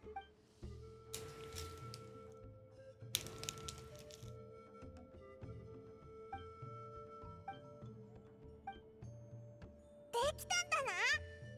これは壊れ。見ろ。本当だ。ばあちゃんの。ええ。さすが。さすが。あの谷中。それは三端の。それに。 If we Ororon's approval, we are in, boys. ルラが動いたぞ。どれどれ。 Alright, I'm sorry, Saki. It really sounds like this has a double meaning to it, but I'm either it's way too high IQ for me to get it, or I'm too stupid to get it. 君もやりたく。安全性。わかった。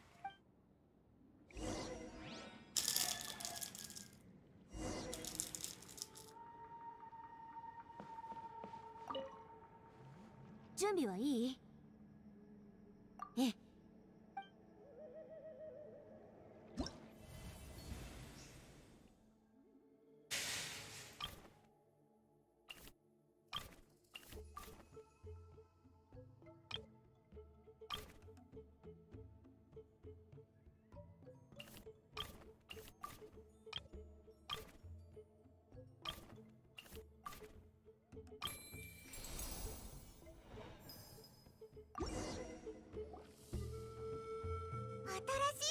地図。これは人弱海？私の知る限りでは、あの戦いの後、人弱海は荒れ果てたところになった。魔物とあそこの大体2、30年前だったかしら。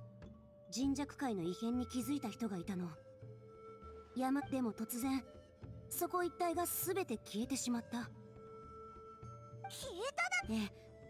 私の記憶が正しければ、人弱海が消えたのはまさなたの一って言っても人はそう。ばあちゃんは遠出が面倒なだけだろ。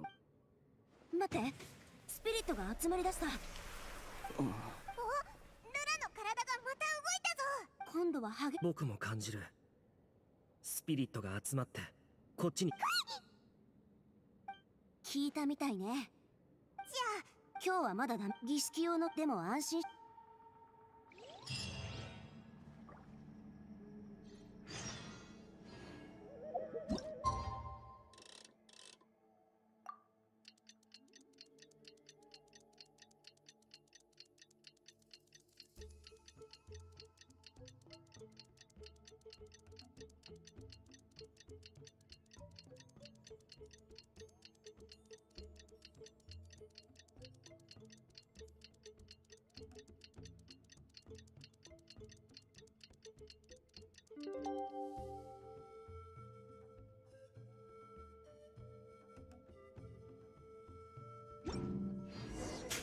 あっちゃー、ベランダの花。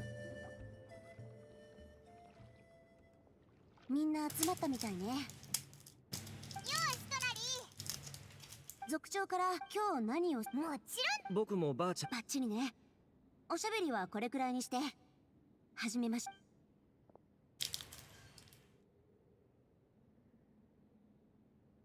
久れし煙のうちより死の主に捧げたてまつるおじよ。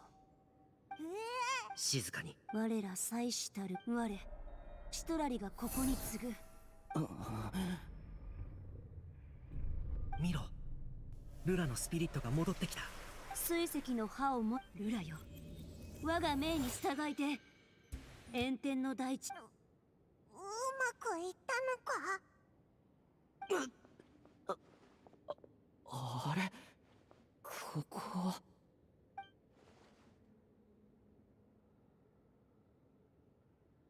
おお、クラスバーバじゃなくてシトラリ大祭司様。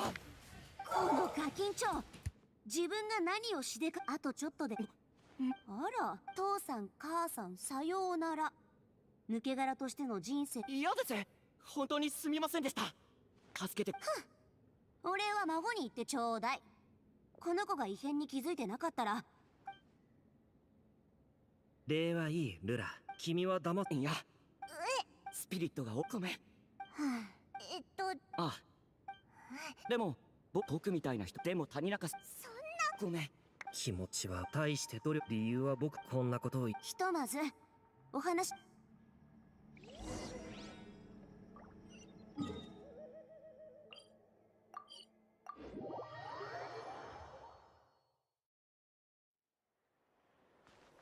ゃあ行くよ。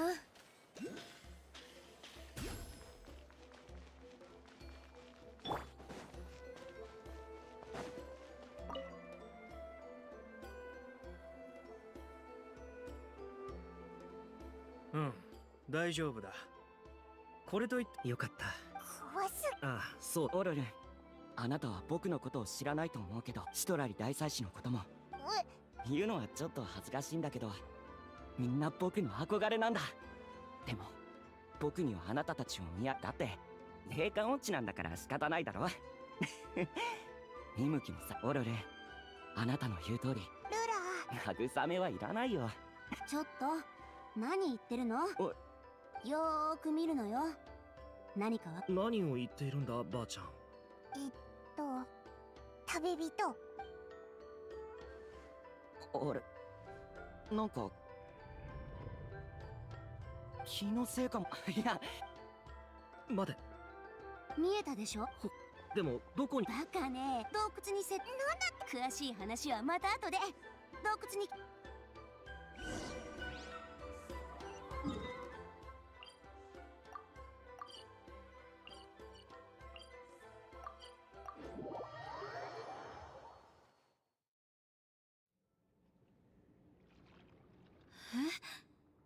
逃げられた。恥ずかしい。さっきすっごい自信満々に言っちゃった。私のイメージが。どうやら谷中ってやつは逃げ上手みたいね。あの子たちを納得させる理由を考えないと。ストラリ谷中を捕まえたのか？洞窟にはばあちゃんだけだ。捕まってないみたいだな。私がわざと逃がしたの。でも体にはマークをつけて、この近くに現れたらすぐに追跡できるようにして。なるほど。おお、でも人弱界の地図と私たちが離れ、本当に罠があったのかよ。もちろんよ。君たちにはほら、言った。谷中さん、ええ、人弱界ルラはなるほど。ええ、ごめん。それに、このとにかく谷中はこう。確かに。そういえばもしかして最初はルラを助けるために。狂気。そう壁の。それでもよかった。ただ安心して。それとルラ、もちろんいいとも。どうせこっちはみんな興味ないもん。これはなーにね、オロルン。時間があったらどれだけ吸収できる。よかったな。僕は Love 嬉しい。 Ororon's design. He's pretty cool, man. He's pretty cool. I just don't like his Japanese voice. Like I don't know. I feel like his Japanese voice doesn't suit his character's demeanor and design.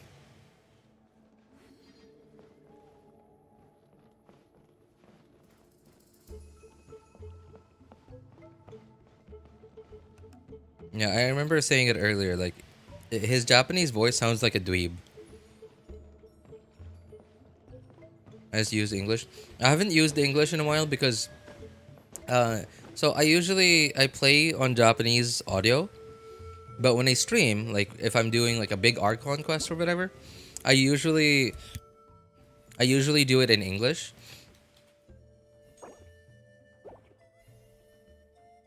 But recently, you know, with the whole like VA, the strike thing, it's made it so that so many of the characters in the game don't even have voice lines anymore. So I'd rather just have voice lines that I don't understand than to not have voice lines.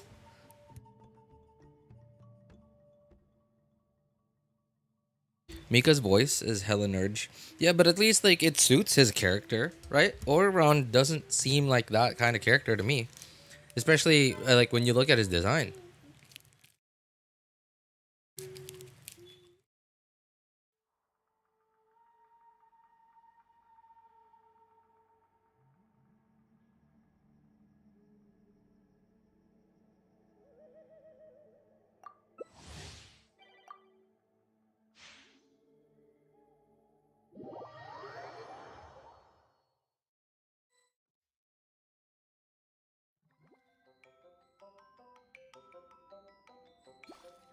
Ororon's a kid, he just looks big, glorious. Yeah, and that's what's disconnecting it for me.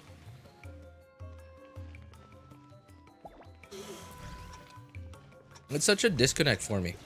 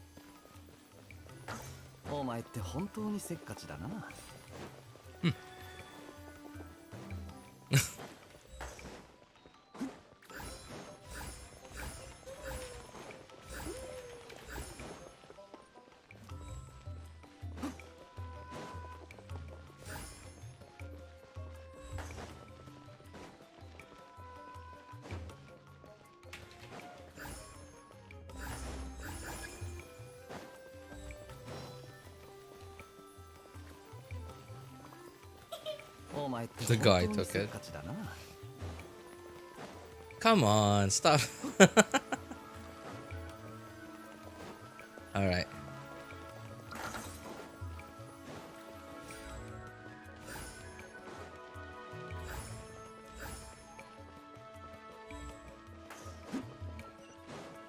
I did really poorly this round. I hardly got any in there. Like every time I was pushing them in, I was pushing in one at a time.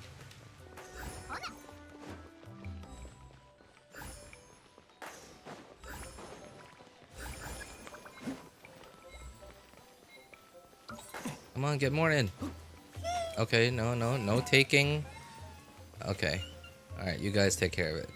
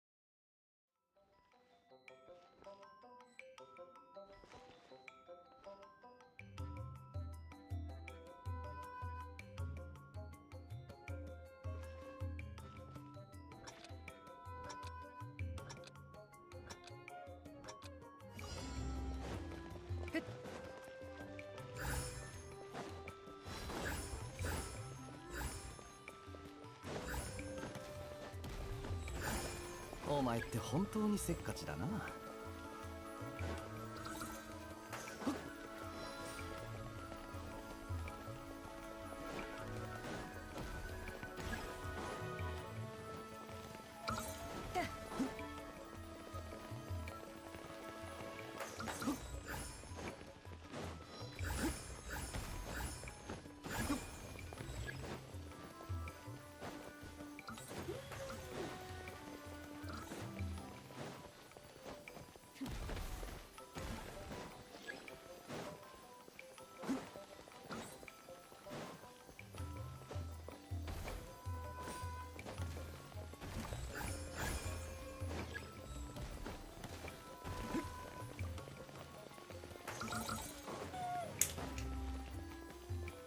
お前って本当にせっかちだな。も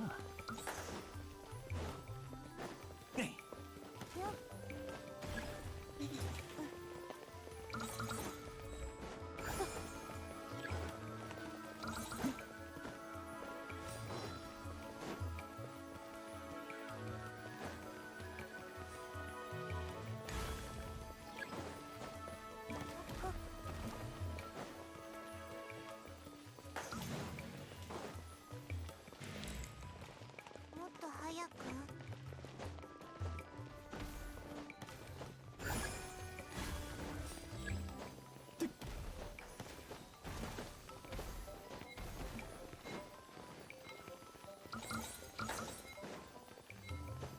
That was quite a lot.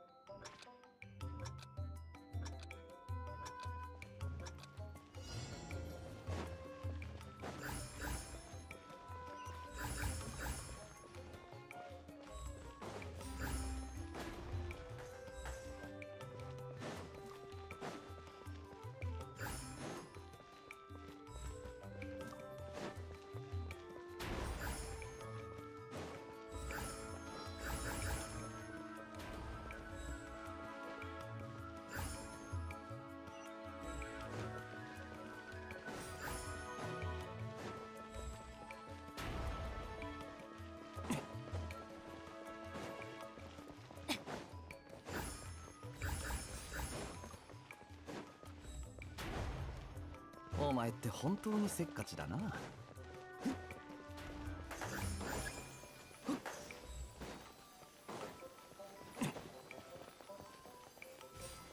行くわよ。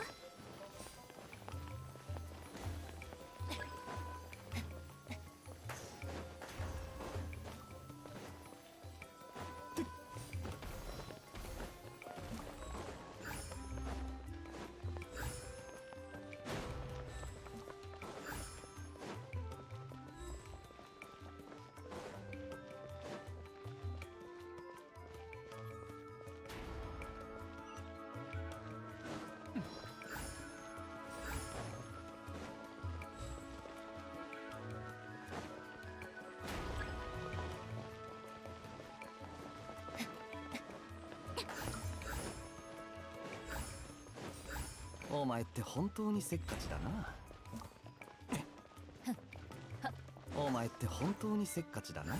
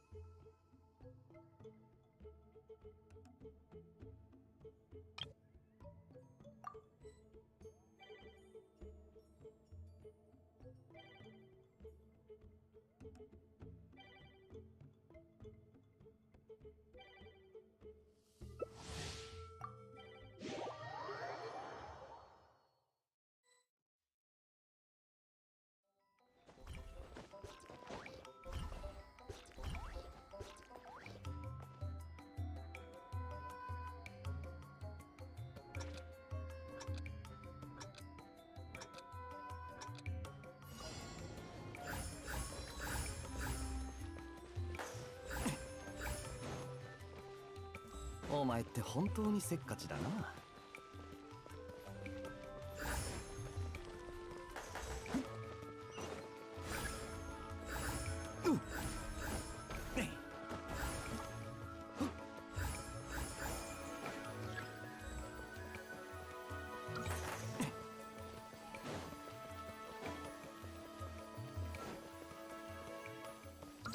お前って本当にせっかちだな。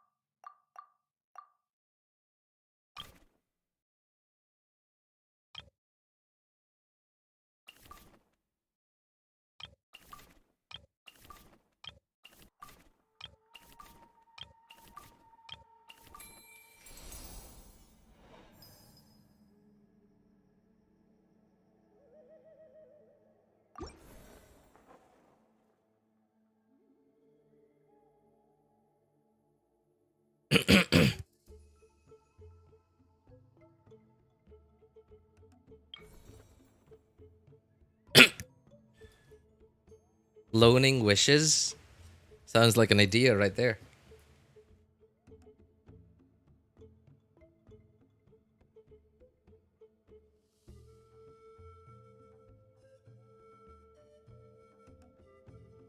Speaking of loans, I remember a couple of streams ago, this was a topic that we had on stream.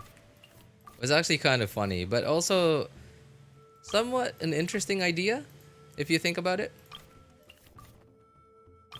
So, what if we could... So imagine the players who have so much Mora already, right? And most of us who have that much Mora can't even use that anymore, right? Because there's just so much.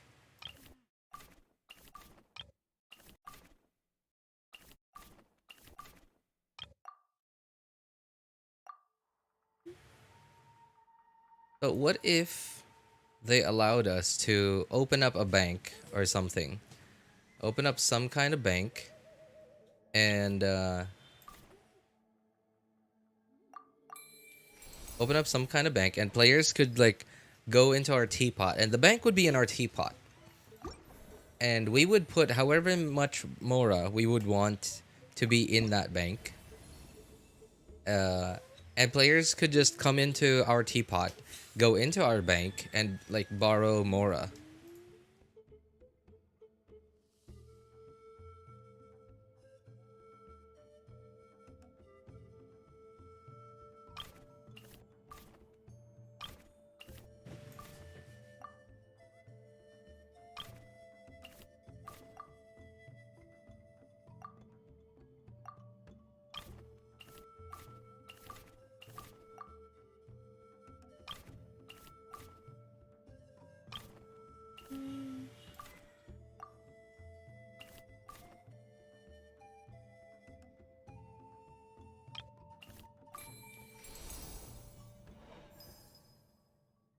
No one would use ley lines.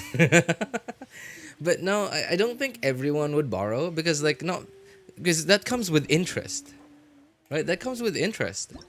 Obviously, like a loan, that's what a loan is for, right? You use money to make more money.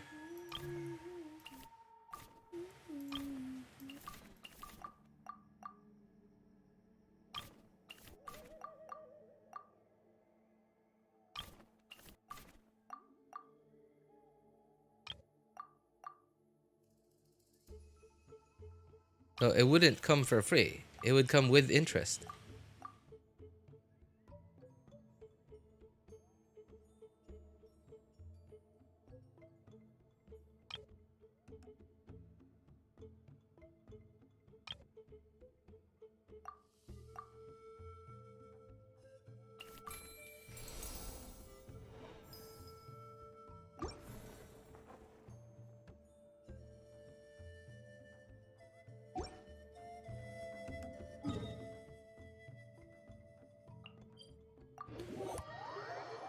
Who's deciding the interest? I mean, Hoyo would decide that.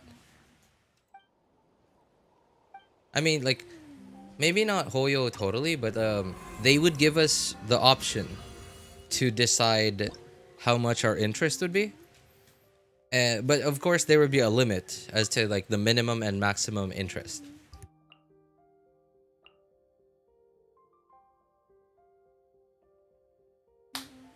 And we like they would, but then like when they come into our teapot, they can't just take the Mora. We have to they have to apply for the loan, and when we log in, we have to approve that loan.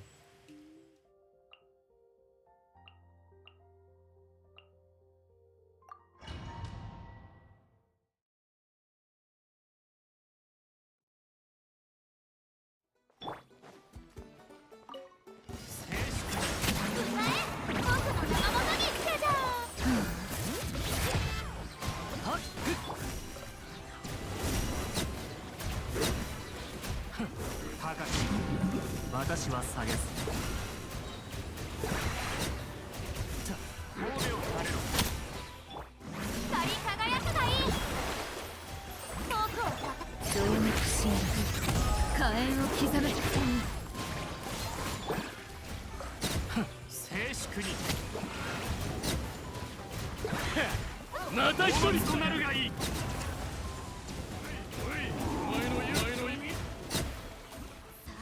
お手並み拝見といこうか。神戸を垂れろ。歌え、僕の名のもとに来てじゃん。響け、格のね。どれ。マイはっ。高き私は下げず。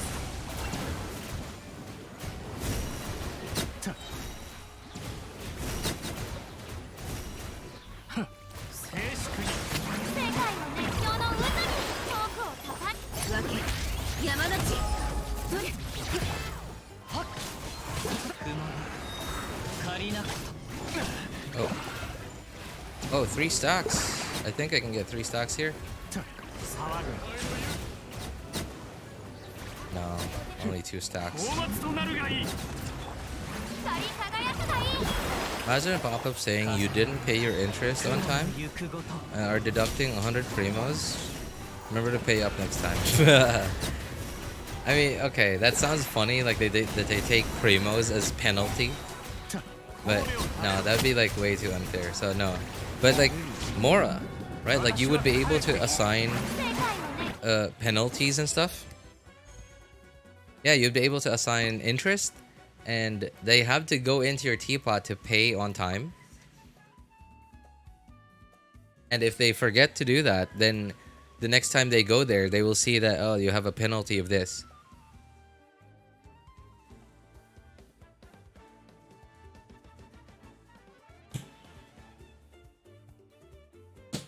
Then what are they gonna take, Mora, which you don't have? Well, you're gonna have to earn it. You're gonna have to earn it. The same, right? Like, same as the real world. The same exact way as the real world. You borrow money from the bank. You don't borrow money from the bank if you don't have any income, right? Of course, you're earning money from your job or whatever. You only borrow money from the bank if you know you can pay it back. And the bank will only let you borrow money from the bank if they know you can pay it back.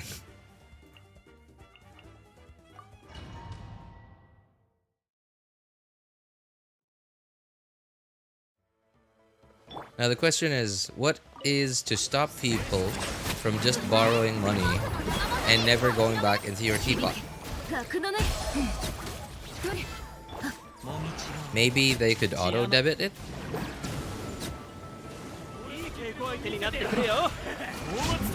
Like they would just take it straight out of the player's inventory if they haven't, if they're like 3 months behind.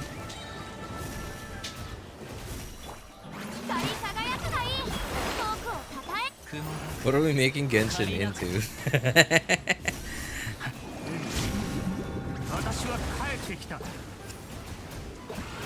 We're taking Oyo's statement about we don't want to give players any more anxiety, and we're taking it up to 11.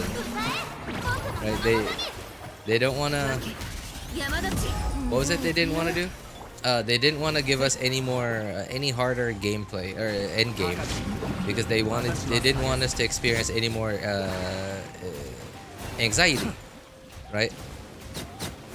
And then we're taking that, and then we're taking that up to 11. We're dialing it to 11 by making people anxious about their bills in a game.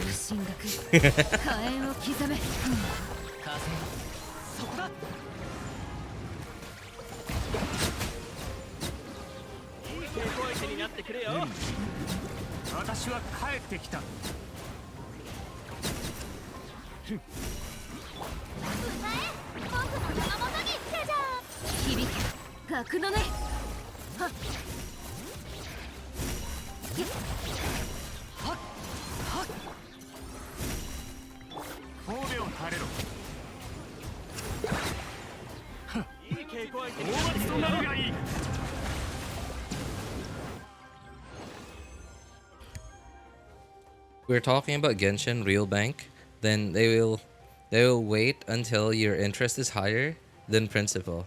Then let us know.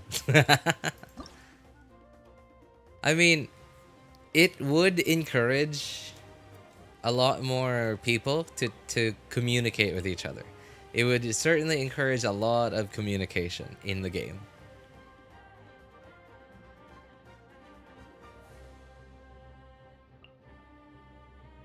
Whether that communication is friendly, that's a different question. That's a very different question.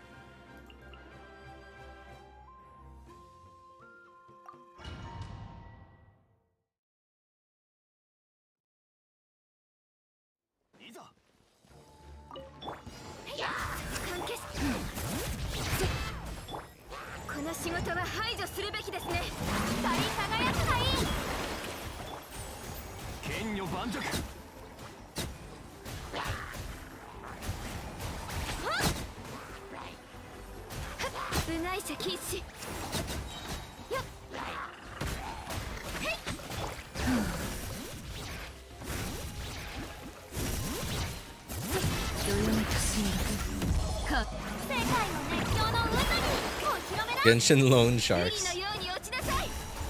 I would probably be a bit of a shark myself.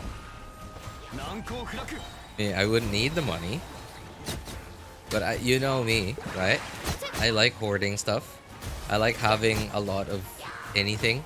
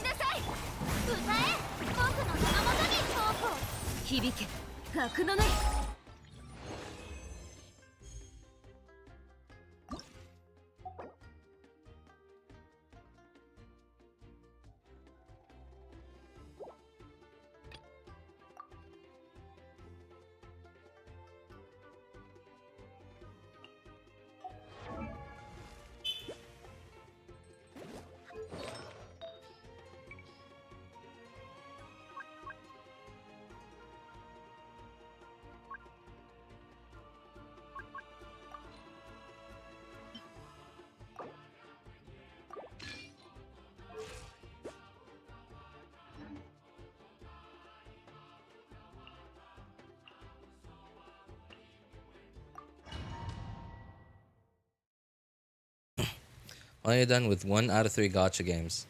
You know, good on you, mate. Good on you for deciding to go with 1 account in 3 different games instead of 3 accounts in 1 game.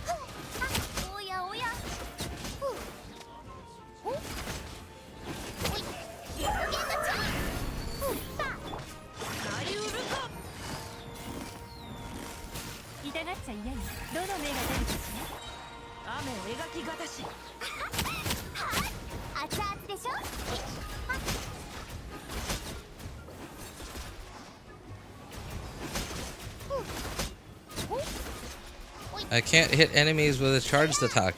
Zhongli keeps killing them too quickly.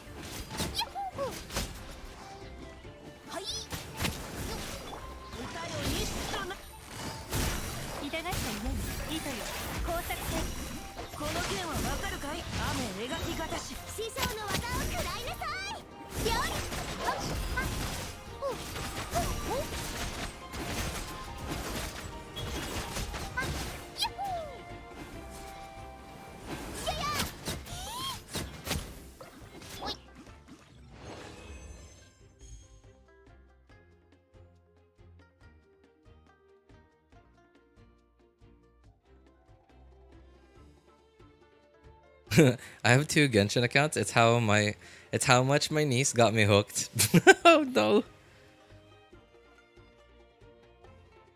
I have like 6 accounts across all these games. Why'd you make multiple accounts, man? Multiple accounts on multiple games? That sounds like a death sentence right there. I don't know why the second account. One is EZZ, 2 in Genshin, 3 in the last one. Oh god. Really been thinking about trying Wuthering Waves since I do like Genshin so much. From my understanding, Wuthering Waves has a grindy part. Like, it's not required, but it certainly helps you. It helps your characters get stronger if you grind. It's more like a farming kind of thing. But at the very least, like, it seems to me like, and I don't know, right? I've never played Wuthering Waves, but like, at least from what I know of the game, that seems to be at least one form of repeatable endgame content. It sounds to me like it's similar to like in an MMORPG, for example. Right? Like in an MMORPG, like your first goal is like to get your characters to as high a level as you can get them in a reasonable amount of time. But like at some point, killing enemies gets slow if you don't get better gear. So that seems, yeah, that part to me sounds like it's very similar to what an MMORPG would be like. Yeah, gacha and MMO. And in my younger years, I would not have minded that. Like, in fact, I would have loved it in my younger years because, you know, just have more time. Right? When you're young, when you're a student, when you don't have as many responsibilities, you just have a lot more time.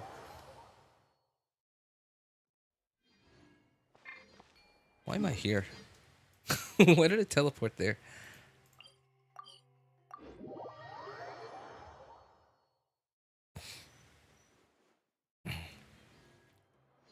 I just have his account so I can try out different teams without spending. I guess that is one advantage of having multiple accounts in one game, especially with the kind of game Genshin is, because you can decide to pull for characters on your one account. You can pull for characters that you don't have on your other account.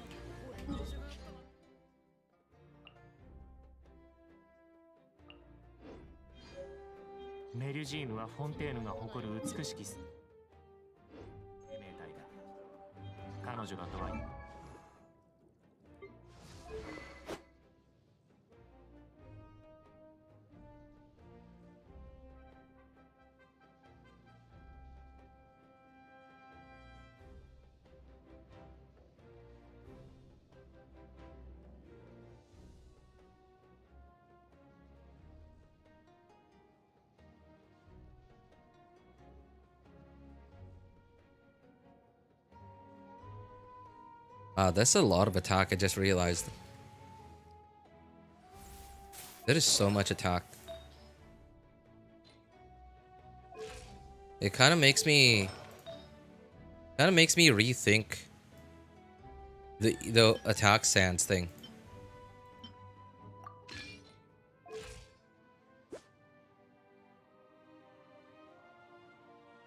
I think that might be better, actually. I mean, it's clearly a better artifact, but I never really thought about how much attack Finale of the Deep gives you.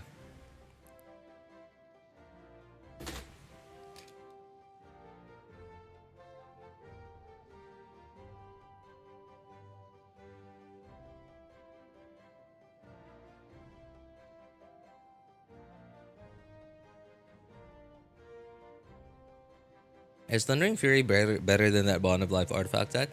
I can't really say that it's better. I think Whimsy gives you more bigger numbers. I think it gives you bigger numbers, but I like why I went with Thundering Fury is because well, the cooldown reduction. Yeah, I like the cooldown reduction. Every now and then I mess up my rotations and like I miss something, and when that happens, that gives me that gives me a lot of these like awkward moments where I'm just standing around waiting for 2 or 3 seconds for my skill to cool down. And I don't like that. I want to just swap to Chlorinde and like ready. Hey, what's up, Luap? How you doing, man? Kinda. What I do with the second account. Kind of what I do with the second account. Yeah, yeah. That's sort of what a lot of players do. And yeah, Bulbasaur, Dailies certainly is not really a problem with Genshin per se. I don't know about their other games, right? Because like Dailies, like now, especially nowadays, especially if, as long as you're caught up in the story, as long as you're not falling behind on anything, daily commissions and other and like resin and stuff is like what 5 minutes per account per day. It really doesn't take much. The problem is when you have to do like big Archon quests and exploration and big world quests. Now, thankfully, they seem to have been reducing the like the length of the quests in recent times. In the last few months, they seem to have been reducing the length of quests, and thankfully also improving the quality of their dialogue, their storytelling as well, their camera work, etc. A lot of other things, and regions seem to be getting smaller. And which is, by the way, not a bad thing for me. It's for me especially. For me, I'm fine with that. In fact, I'm actually happy with it. Why imagine? I don't know why I always imagine DPS Bennett when I see Thundering Fury. Cause like E, man, like E spam on Bennett is so fun. Especially I don't know how long you've been playing Bulbasaur. 1 year ish, right? I don't remember, but if you just so happen to start playing on or before when Electro what were they called? The not the mages, the big dudes. The one up, the guys that were one up from mages. What were they called? Lectors? Oh, lectors and heralds. I believe the first one was a herald. Yeah, Electro heralds. When Electro heralds first came out, like people's answer to it was Thundering Fury Bennett. It was awesome. It was probably one of the fastest ways to clear their Electro shields.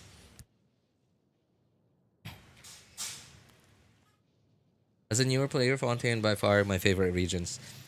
In terms of what? Diehawk. In terms of like story, what's the word? Landscape or what? Lower end is really healthy, by the way. Like I watch all these other female characters and they're like really slim. Like Chlorinde is just abundant. She's very abundant.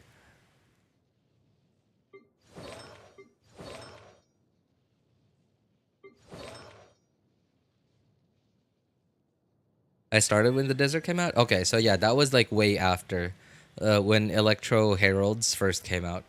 Man, when Electro Heralds first came out, it was kind of a nightmare. It was kind of a nightmare. Everyone was just struggling so much on those Electro shields.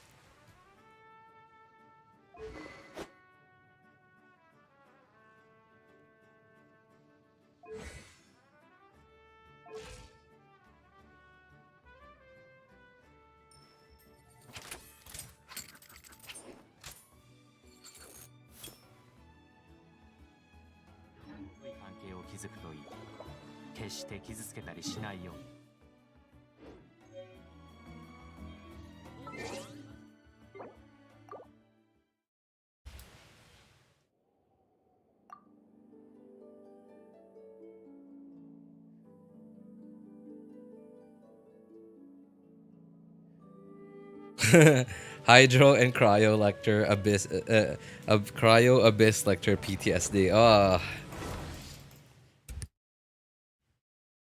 It still gives me like every time I think about it, man, it reminds me of the Akira meme It's just so, yeah, PTSD, man.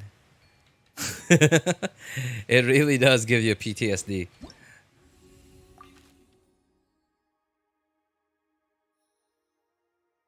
As a new player, just exploration and story. Ah, I see.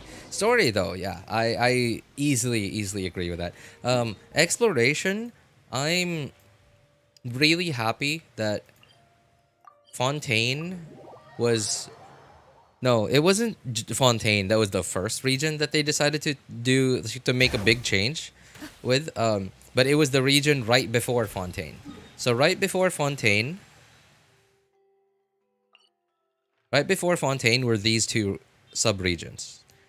These two, the last two sub-regions of Sumeru, and these two sub-regions of Sumeru, they really tamed down. They really cut down on like how big the maps were, how big. And when I say big, I mean not just like footprint on the map. I'm talking about like how many chests, challenges, and how much time it took to clear all of that. And one way they did that, but I imagine they probably reduced the number of chests and challenges overall. I don't know. I can't tell that for sure. But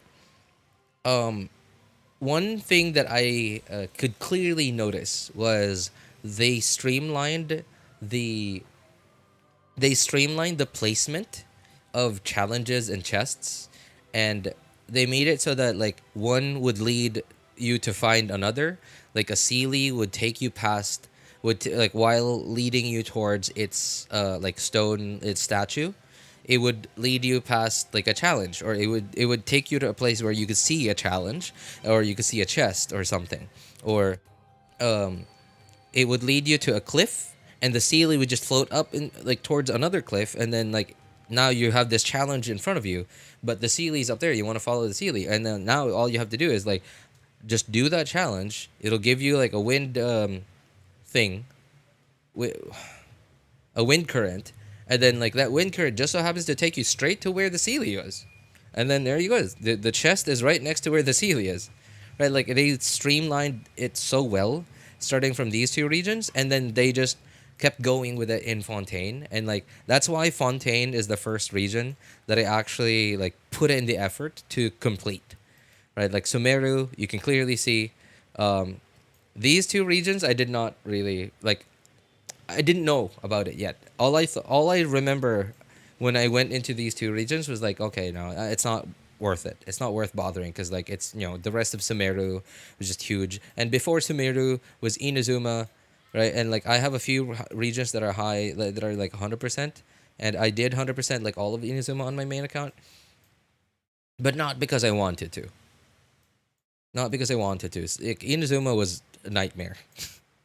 Inazuma was a nightmare, and I didn't even bother with Liyue and Mondstadt. Yeah, I didn't even bother. Like, but then since Fontaine, and then after Fontaine, Chenyu Vale, they had the same mindset where everything was just so streamlined, and like it just wasn't overwhelming. It just wasn't as overwhelming as like Sumeru and Inazuma was. And then they had the same thing with Natlan, and I loved it. I've been loving it since then. My desert is still at 20%. Desert is a kryptonite for me. How do you leave the desert at 20%? Did you not go underground or something? Because I feel like just going underground easily takes you to like 40-50%. Just by doing the quest that takes you underground.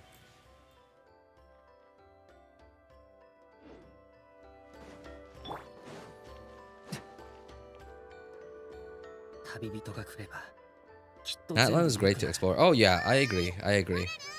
Everything was just streamlined.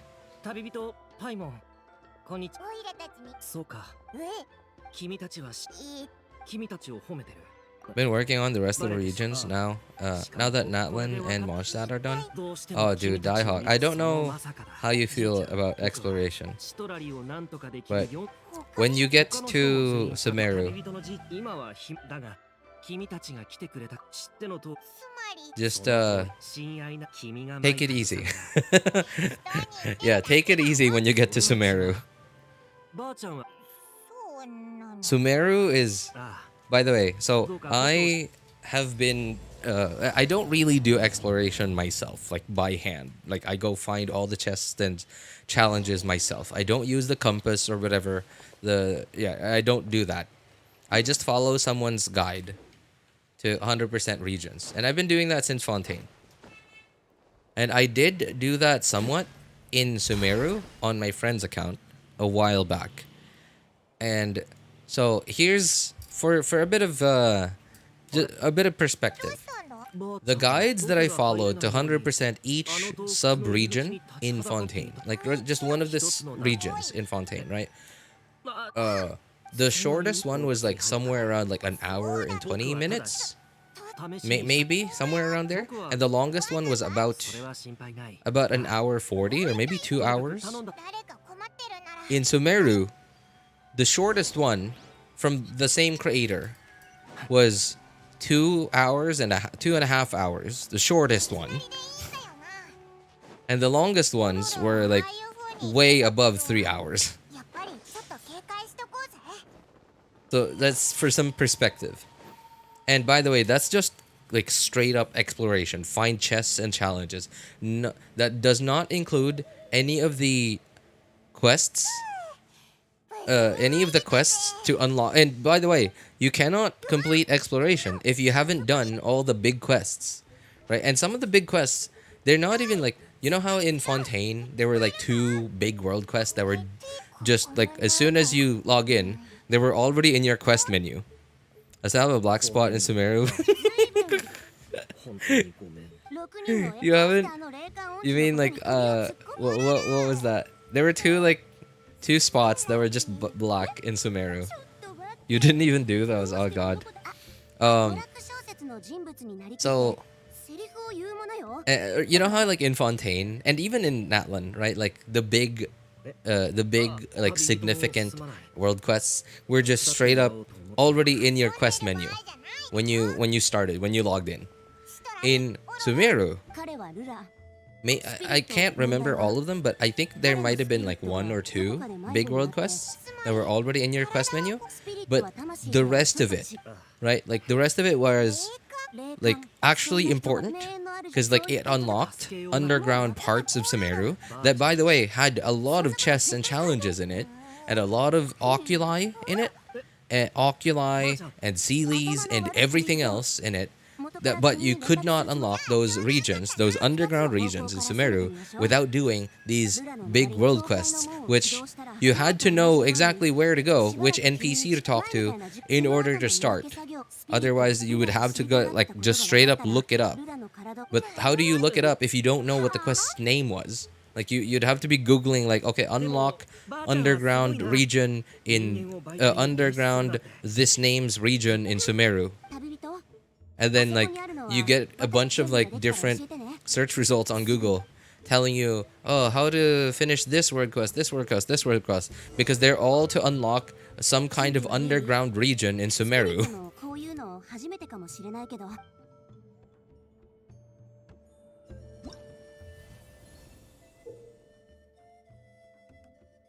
I felt that way with some of the Natlan quests. I had to use a guide to figure out which world quest I was missing. Yeah, like in Sumeru, man. Natlan was like, I loved Natlan and Fontaine. It was just, it felt super straightforward. Like I just, as long as I started it, it would just be there. Granted, not all of the quests in Natlan were already in your quest menu. There were like, it was at the very least, like if it wasn't in your quest menu, it was just like a giant dot on your map. Like you could tell that, okay, there's a world quest there.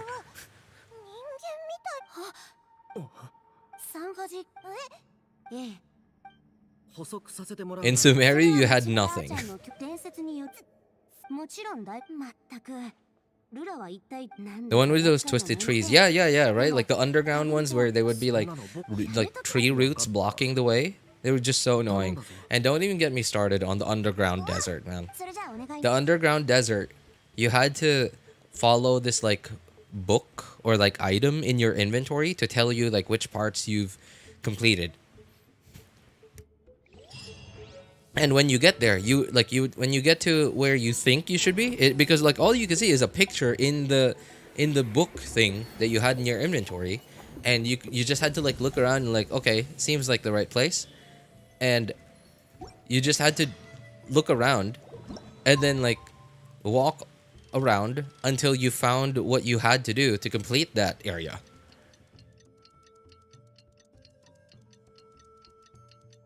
The environment tilt was obnoxious to Sumeru. And by the way, like, I'm not saying that Sumeru was a bad region. I'm just saying it was overwhelming is what I think it is. Now, it's not as streamlined as Natlin or Fontaine or the last two regions of Sumeru, but everything was sort of just all over the place, and it's up to you like to find each and every one of them. 谷中さんこれでいいかい I think 交渉のエヴァな I think Sumeru and Inazuma were a labor of love. I think it was like the mindset that they had at the time was, hey, our players love exploration. Look, they 100%ed Mondstadt and Liyue, and they love doing these chests and challenges because, like, look at all these clips on YouTube, these content creators that make videos on this and that, right? So, like, our players are probably the kinds of players that love doing complicated puzzles, challenging and complicated puzzles and stuff. So I think Inazuma and Sumeru were a labor of them thinking that the player base that they had was like super passionate about that stuff.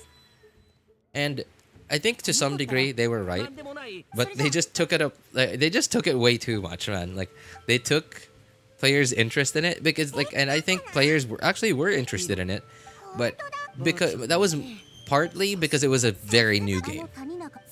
But not completely because of that. It was partly because it was a new game. But the problem with that is like this new game, like hype and interest, only lasts when it's a new game. ってことは頼んだばあちゃん安全性 The puzzles in Izuma are so annoying. They were, to this day, there were like the puzzles that, you know, like where you had to hit a thing, and then you had to wait for them to turn in the right direction or something. I still don't know if there was like any logic to that. Yeah, I still don't know if that thing had any logic to it. Like, it just felt completely RNG. Yeah, the Electro stuff. Like, there were so many puzzles that seemed really just purely RNG based.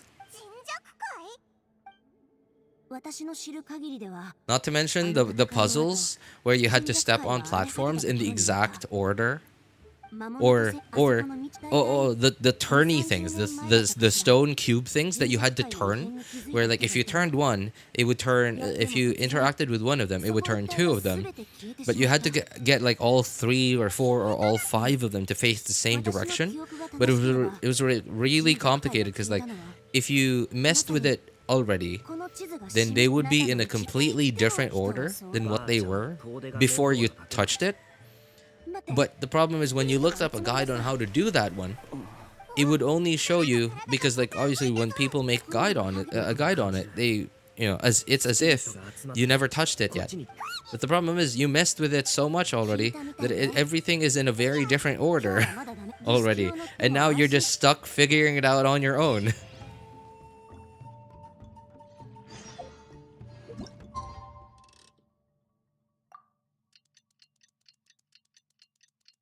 And well, okay, yeah. Either you figure it out on your own, or you get so mad and you mauled, you rage and whatever, and then you just keep spamming the F button. You like, right? You just keep spamming it and spamming it until eventually you get lucky enough that it somehow lines up, just because of, you know, annoyance. I just let Jesus take the wheel on those Inazuma puzzles.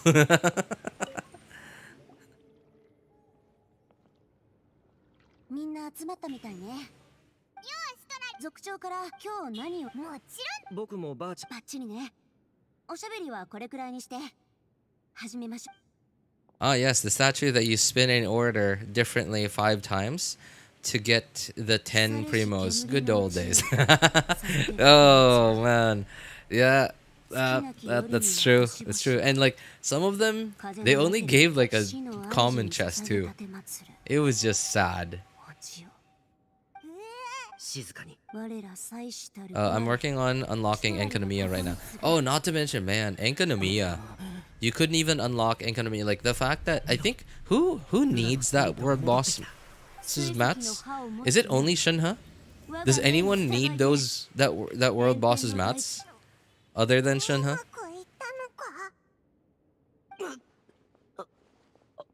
Didn't even know it existed till my friend told me.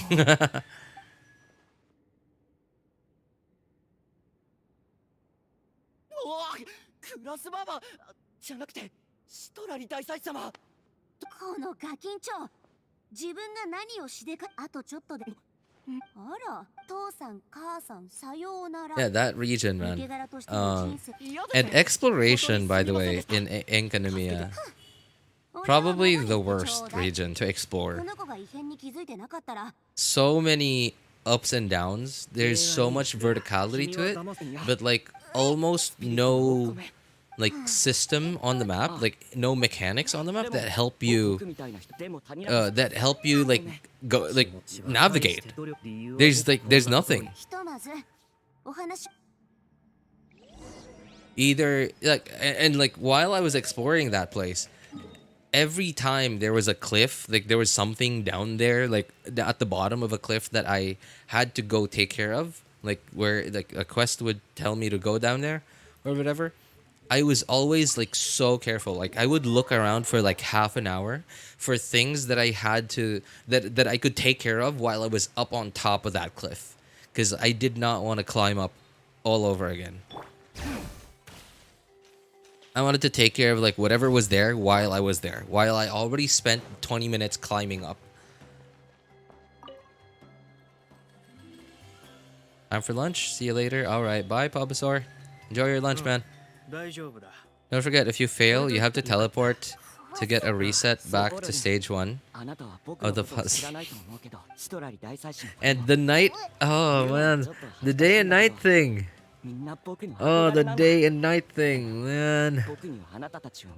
By the way, I have to say, it was creative. I think it was creative. I think it was a cool idea. Good morning. Hey, what's up, Maisa? Good, well, it's pretty late for me. It's very late in the afternoon, but hey, good morning to you. How you doing, man? 何を言っているんだ、ばあちゃん。 Oh, man, Enkanomiya.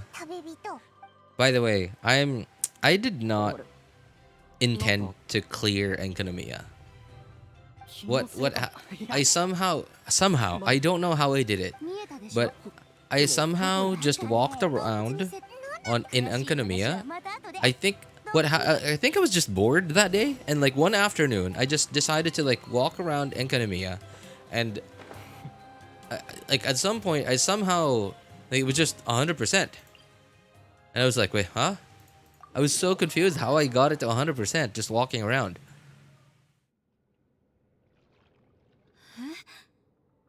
Always doing good when I don't have morning classes. Hey.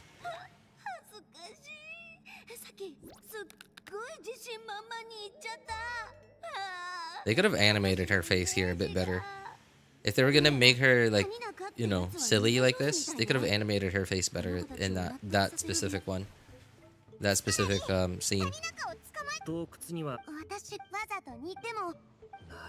Oh yeah, that's right, Diehawk. What's that island called? The Red Smoky Island? The island that's like covered in mist?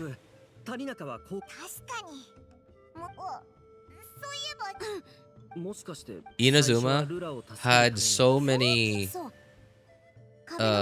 time-gated quests. Not just like time in-game, but like real-world time. From what I remember, the island that was covered in mist in Inazuma, the quest was actually time-gated. Like, you completed like one part of the quest today, and to get to the next part, you had to wait until tomorrow. Like real tomorrow. Not in-game tomorrow, but like real tomorrow. and a bunch of the craftable weapons were time gated. So many quests were time gated in Inazuma, right? Like I remember there was a okay. So over here there was like a bucket, or was it here? Yeah, there was a bucket that you could put naku weeds into, and like, but if you put naku weeds into it today, just nothing would happen, and it would just be like okay, whatever, right? But if you come back tomorrow, like real tomorrow, you put naku weeds in there again, nothing, and then again, and then again. I think like 3, 4, or 5 days, and then like after the 5th day, you get something out of it. You get a quest. You trigger a quest, and now you have to do that quest to get something. It's just, and not to mention, oh, Tatarasuna, man. Tatarasuna was, I think, like a 4 or 5 day quest, like real day, real actual world day. And the Hamayumi bow, yeah, Hamayumi bow, I believe, or was it the sword? I don't remember. It was either Hamayumi or the craftable sword. It was from an NPC here that you had to like give. You had to like give shells from the beach to, in order to like try picking to get an opportunity to pick one of the 3 chests that was in his hut. So yeah, Tatarasuna, Durumi Island. Oh, jeez. Oh god, and not to mention. By the way, you're giving them money, right? Because you want to pull for Raiden Shogun. You're giving them money. And you're like, hey, I got my Raiden Shogun. Thank you very much, Hoyo. All right, how do I raise her? Well, first of all, you need this boss, which, you know, is not there if you don't do the quest in Serai Island.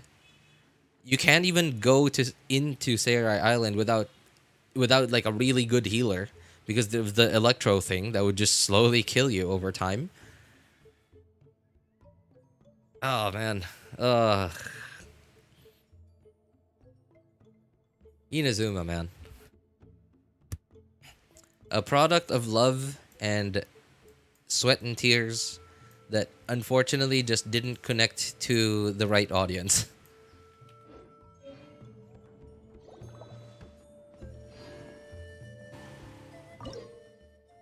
Genshin PTSD. Akira! Ding! Ah! Leave me alone!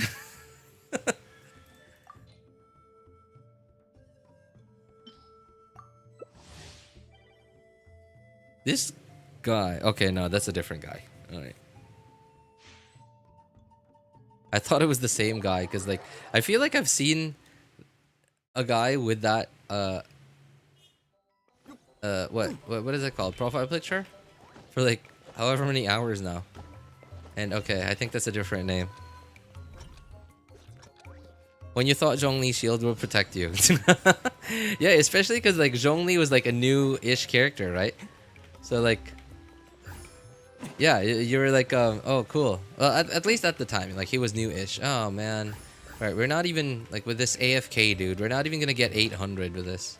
Which means I'm gonna have to play one more round than I have to. Okay, thank goodness, please. Come back to Earth.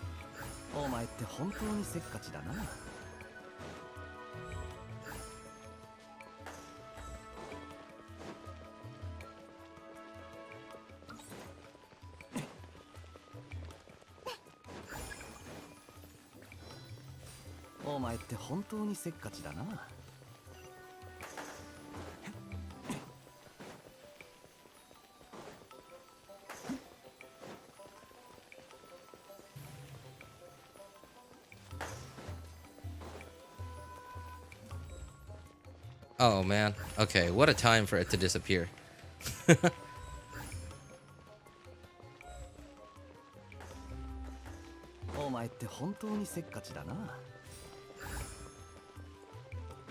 Brilliant. Just very smart.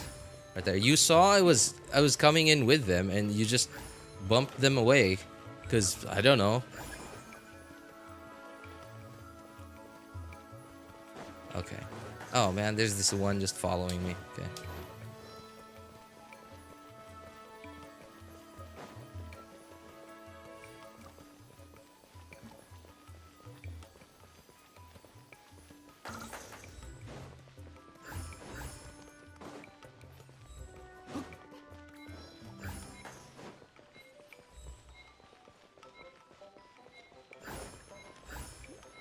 Darn it.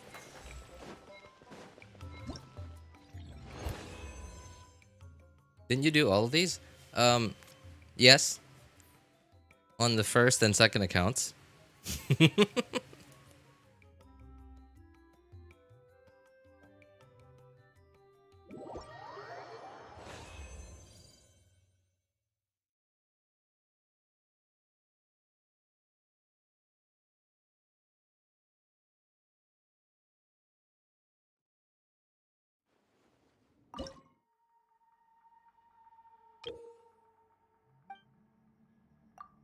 So now I just have to do it on my third account and on my friend's account.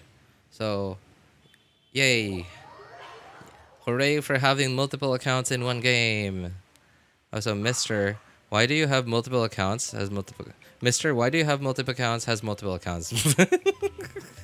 Okay. Yeah. All right. By the way, I think I'm allowed to give that advice because I actually have experienced having multiple accounts.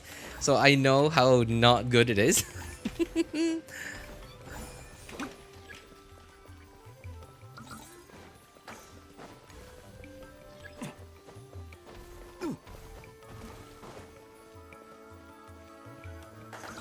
So, I've told that story multiple times on stream, by the way, why I have 3 accounts. So the first account was obviously, like, my main account, by the way, is actually my very first account. Like, the one that I made, like, when I started playing the game.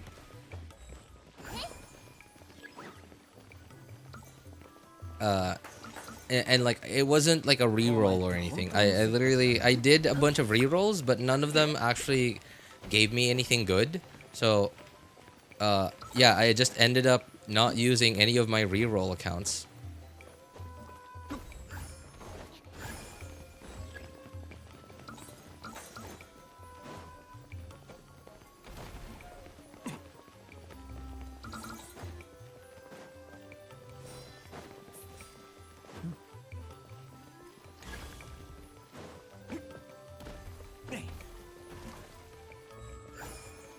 Oh.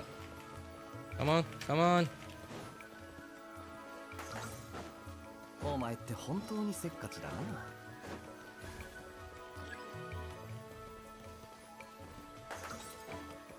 I like this Jean here. Like, she knows how to play. She's a team player.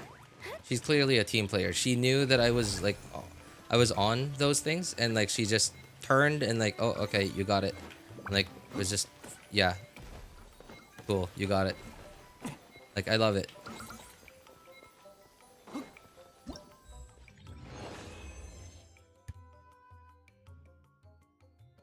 So the first account, right? My very first account. The second account was, so I told you earlier, right? I said this, I told you earlier, and I've said this multiple times on stream before. I had no idea what I was doing. Genshin was my very first gacha game. It was my very first ever, whatever this game type was. And all I was playing like when I first played was just the story mode, like the Archon quest, the big yellow quest. I ignored every other quest. I just did the big yellow quest. That's all I was thinking. And at some point, I went to Liyue, and it told me, oh, you need to be AR something, AR 35, AR 30, AR 40, 45, whatever, to continue this quest. And I was like, okay, well, what do I do? And then at some point, I noticed that, oh, I guess I need to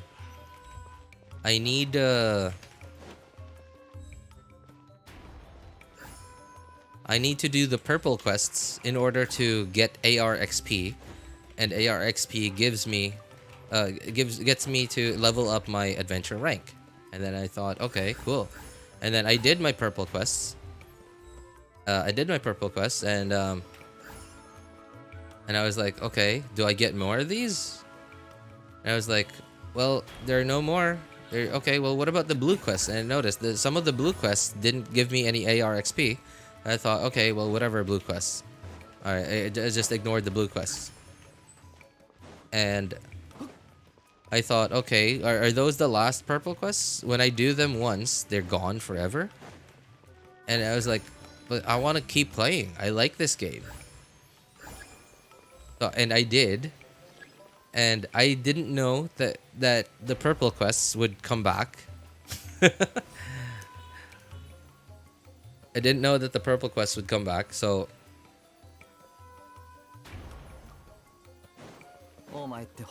I made a second account.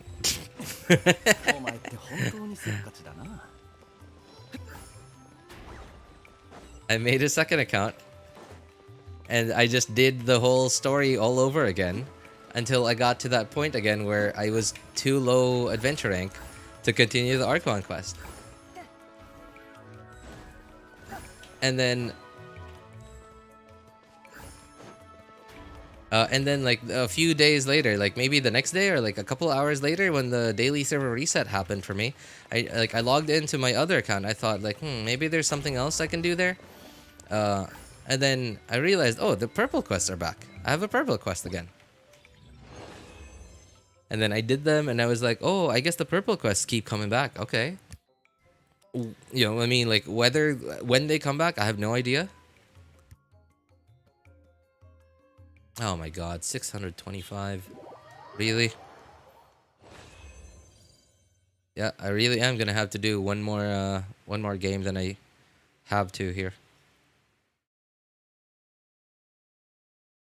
And then at some point I just kept going with it. And sooner or later, I did some pulls, and I got Ganyu on the second account. And by the way, at this point, my second account was barely usable in combat. Like, I did not have any actual good characters. I was literally a Razor main on my second account. Like, I was running like a physical Razor team. And at some point, I did some pulls, and I got Ganyu, and I was like, whoa, dude, this character is crazy. And then like it took me by surprise, and I was like, whoa, I didn't know a character could be this strong in this game. I thought like it was always like this, like Traveler, like Razor. I thought everything, like every fight was supposed to be a struggle like that.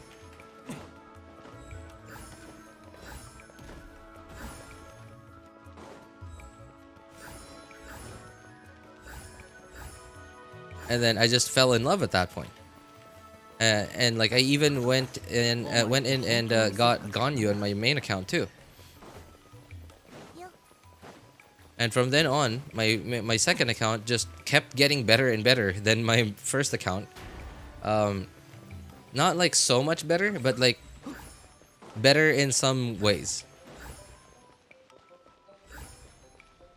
And then I just kept playing on the two accounts for a really long time until at some point I kept running out of Mystic Enhancement ores.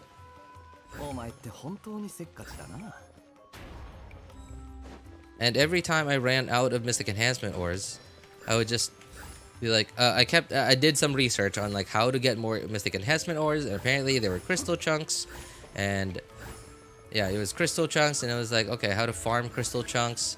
And then I found out how to farm for crystal chunks. And then, like, lo and behold, very first video I put up on this channel was about the mechanics of how crystal chunks worked. It was about how to farm efficiently, like how they worked.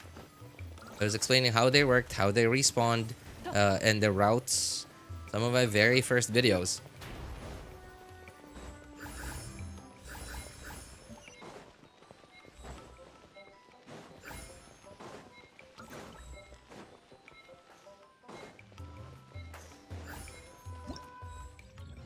And I think I might have been... I'm sure some other players knew what I knew about crystal chunks and routes and where they spawned, etc.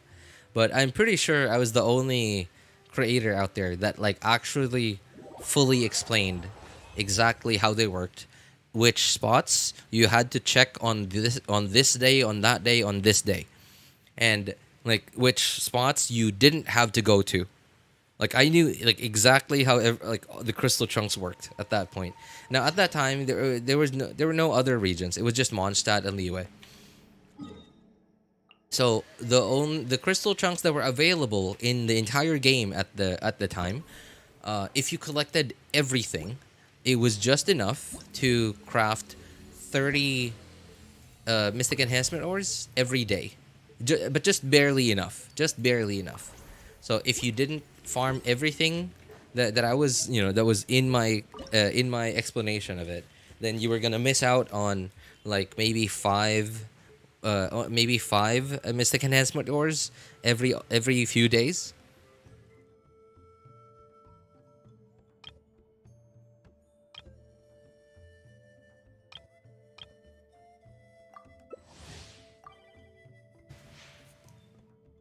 And so at some point, but then like you had to do them every single day, right? Like you had to do them every single day. If you skipped one day, you would lose like 2, 3, 4, or 5 missing enhancement ores every few days. And so at some point I was like, okay, how do I give myself a break? How do I, because I don't want to do it every single day. And I did it. Like even though I didn't like it very much, I did it every day for like a year at least. And yeah, like I was very I completed it very religiously.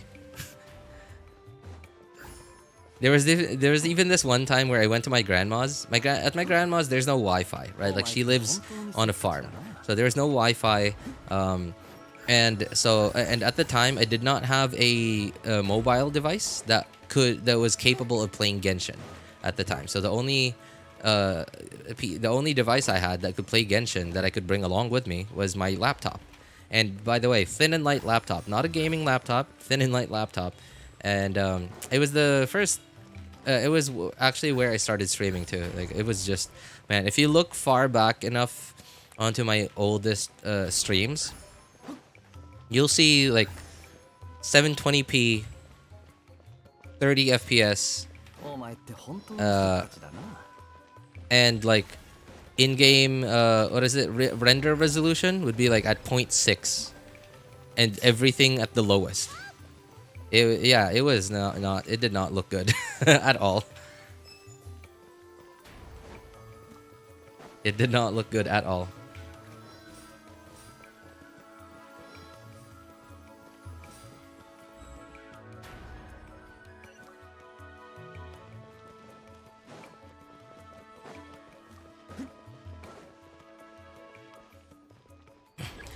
And because it was a thin and light laptop, every time I played Genshin on it, I had to always put up a fan right behind it, like right on the back. Like I had to like prop it up so that the back is like facing up, or sorry, not facing up, but like not facing down, right? I had to prop it up so that the back would be like facing towards the back, and I'd have to put a fan, like an electric fan, like straight, like pointed straight at it.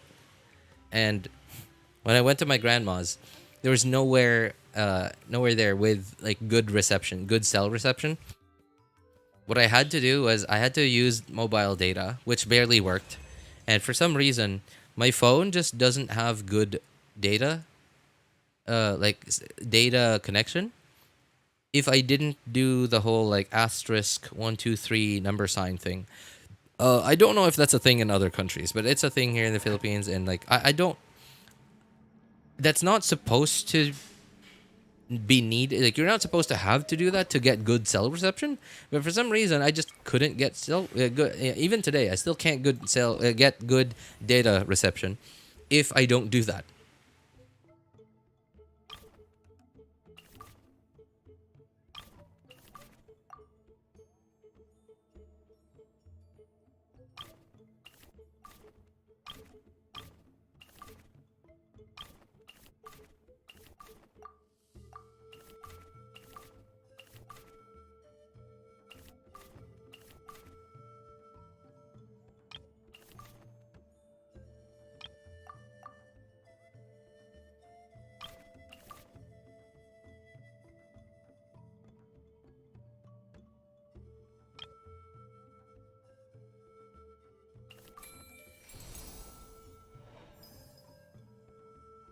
So, while I was collecting crystal chunks and crystal chunks on that day, It took me like 2 or 3 hours, I think. Where normally it would have just taken me it it would have just taken me like an hour to do everything on both accounts. On that day, it took me like 3 hours.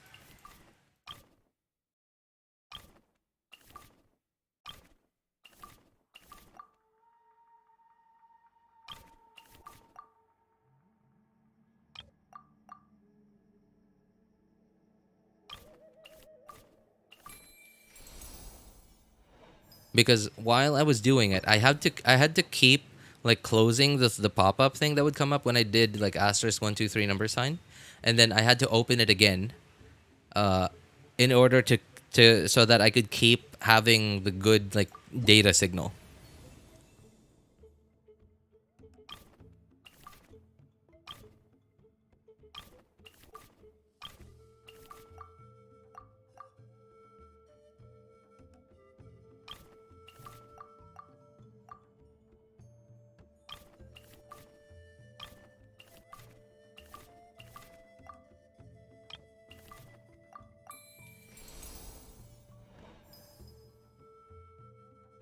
It was Gene for my free 5-star.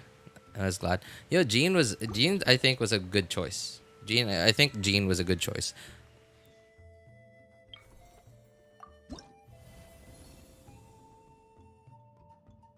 But my third account was a very different story. So my third account was initially it was just one of my failed reroll accounts. One of my failed reroll accounts, and at some point,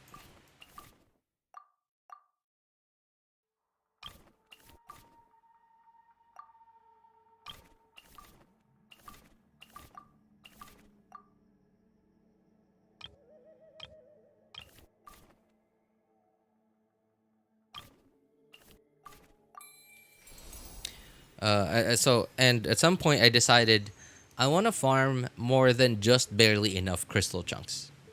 So what I did was I would log into that third account on my phone. My phone, by the way, at the time could just barely open Genshin. And like it took like 5 or no, not 5. It took like 10 minutes just to get into the game on that phone. And I would just log into that phone on my third account so that I could get into co-op and join that account's phone, my third account's my third account's world, so that I could farm the crystal chunks on that account's map on my first and second accounts.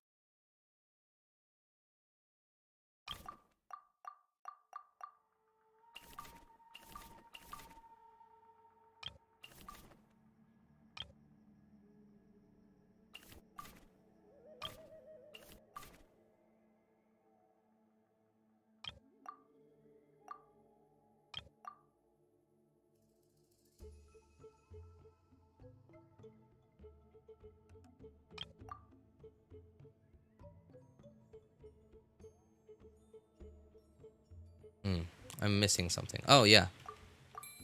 Yeah. And so at some point I kind of thought, well, I'm on a super low AR. I'm in a super low AR world with like a high leveled character. So at some point I kind of figured I might as well do this account's dailies while I'm here. And I did. While I was farming the crystal chunks of that account in their world, I eventually decided, okay, I'll do this account's dailies too.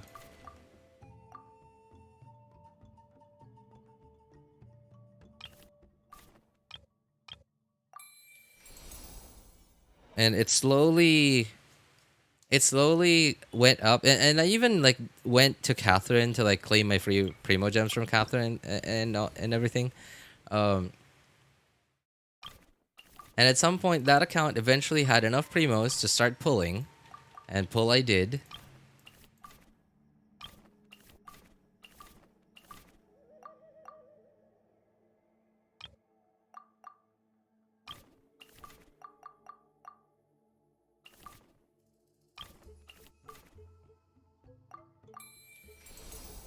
And at some point, it started to get characters that were actually usable at the time. Like Beidou, for example. I got at some point, eventually I got Beidou, Sacrificial Greatsword. By the way, not a great claymore on her, but usable at the very least. I got Xingqiu, Sacrificial Sword. I got Jean. I got Eula. And it just kept coming and coming, and I was like, okay, oh boy, here we go. We got an account.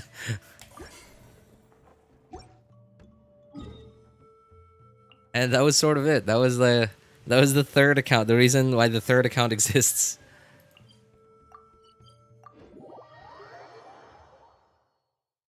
Though I hardly use her anymore. Oh, you mean Jean? One reason why I wouldn't live in country, but I do love the solitude. Yeah. Just not having good internet, especially here. By the way, in case you didn't know this yet, this seems to be your first time here, as far as I can remember. I'm from the Philippines. I'm in the Philippines, and especially living in a smaller city in the Philippines, like I just here. By the way, you drive like 3 minutes straight in any direction away from downtown, and like all the houses there have no proper internet anymore. The only way to have internet there is just through mobile data, which isn't even like super reliable anymore.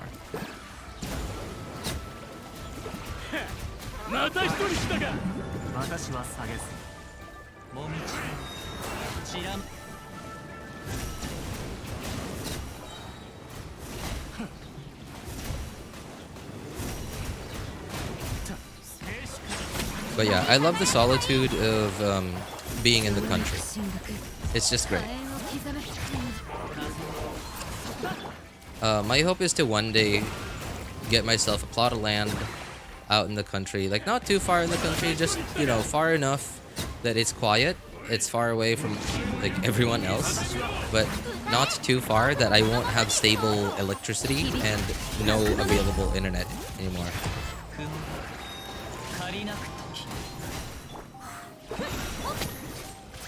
By the way, that's a thing here in my part of the country.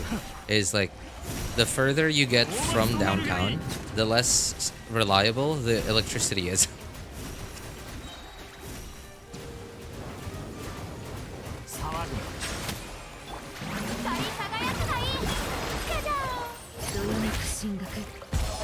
Is hunting a thing in the Philippines? I'm pretty sure no. Yeah, I've never heard of anyone talk about hunting or anything in the Philippines.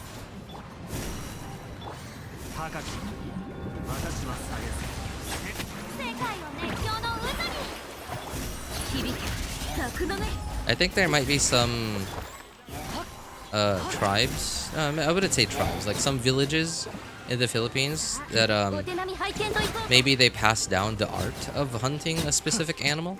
But as for like still relying on hunting for food, I don't think so.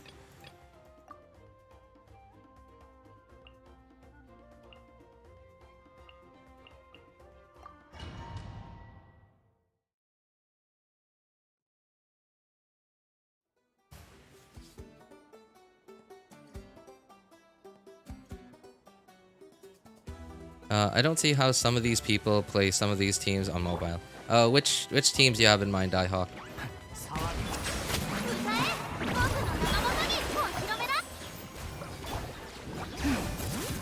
Deer. Javelina? What the heck's a Javelina?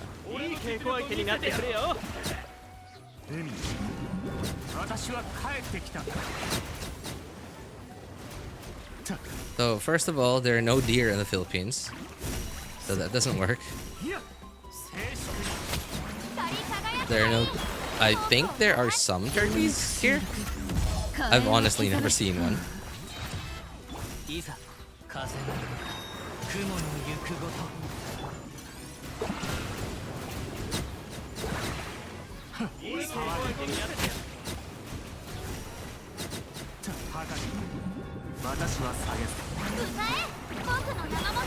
Wild pig, yes. There, I think there.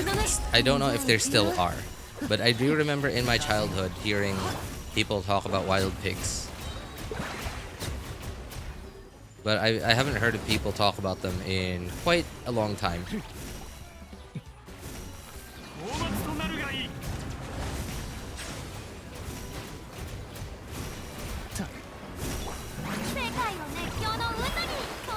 Are you native to the Philippines? Yes, sir. I was born here. Two Filipino parents.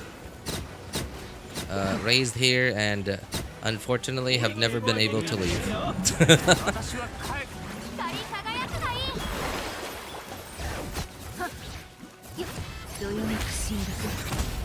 I don't know if I would even want to leave though. Like if I were to ever leave the Philippines and like just settle down somewhere outside the Philippines, I mean like I think New Zealand might be a good place. If not New Zealand, maybe some country in Europe. I wouldn't mind. Like not like the UK or anything, but like some of the smaller countries in Europe. Germany I think would be kind of okay.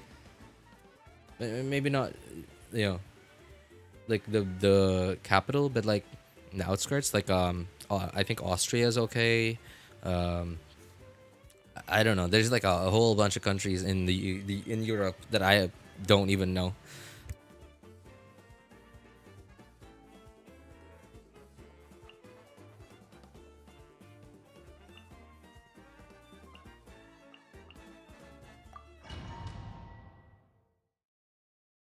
Actually sound very American. Hey, thanks, man. I try very hard. That's always been a peeve of mine when ever since I was a kid. Like, I was like, why because I hear like everyone around me all the time speaking in English, but like, why do they sound different from the people on TV? The people on TV that spoke English. Like, you know, and those were like, my examples were like Hollywood movies, cartoons.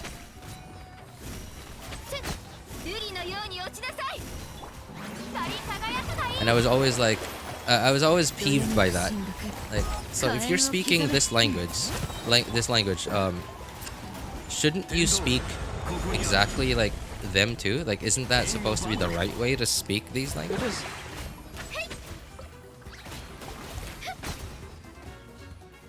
So since then, I've always put in like extra effort to whenever I spoke English, I would speak like that. But not only that too, obviously, like there are a lot of other things happened in life as well. Like for example, because of that, I guess obsessiveness, I eventually improved my English well enough that I got lucky enough to get hired by a call center, and then it just kept going from there.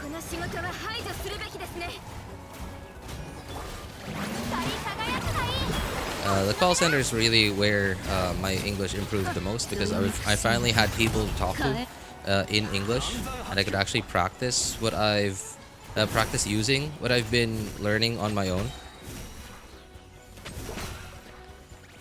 Another thing that I think I barely mention on stream is that really taught me. Well, I wouldn't say taught me, but where I heard a lot of examples of English, like, you know, just Americans talking like real people, right? And not like the news or not like Hollywood or anything, but actual real people, was Achievement Hunter from Rooster Teeth.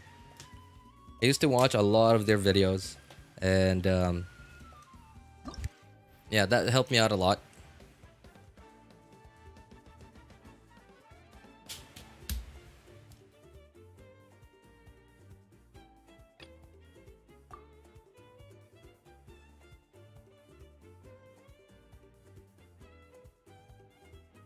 I just looked at a map and you guys are islands. Wild, man. It is, yeah. It's kind of wild.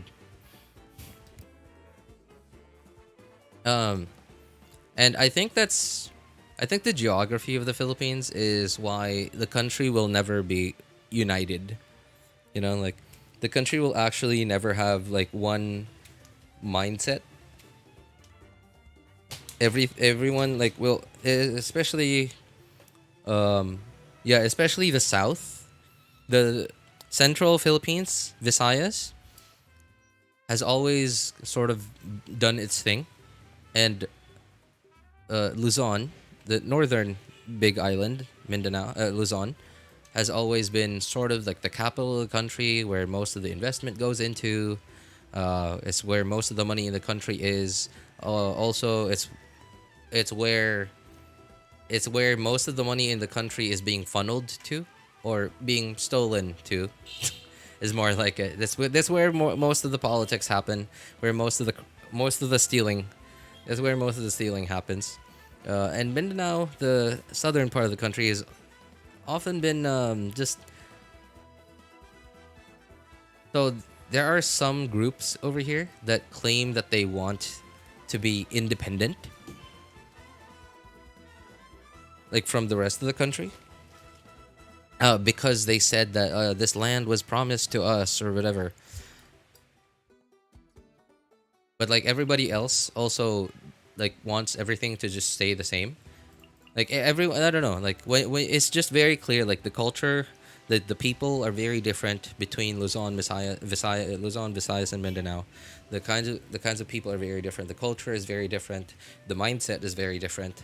So yeah, I think the fact that like islands, right, like because of the geography, and not again because of the geography, this like different kinds of people exist. These different kinds of people exist. Like they have different mindsets, different cultures, etc.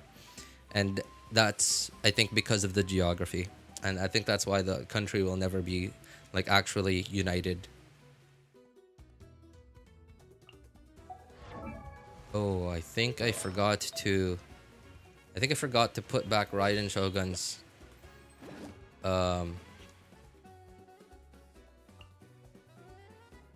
sands back on my second account. Some of those islands are starting to sink though. I mean, isn't that the case for a lot of places? Like island sinking is not in the time scale of human lifespans. It's on the time scale of like millions of years.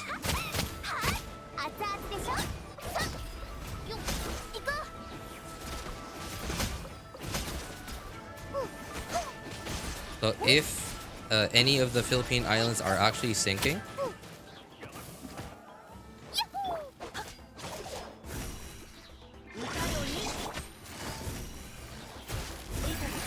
and by the time that they actually sink, whoever's living on them now will have been long gone.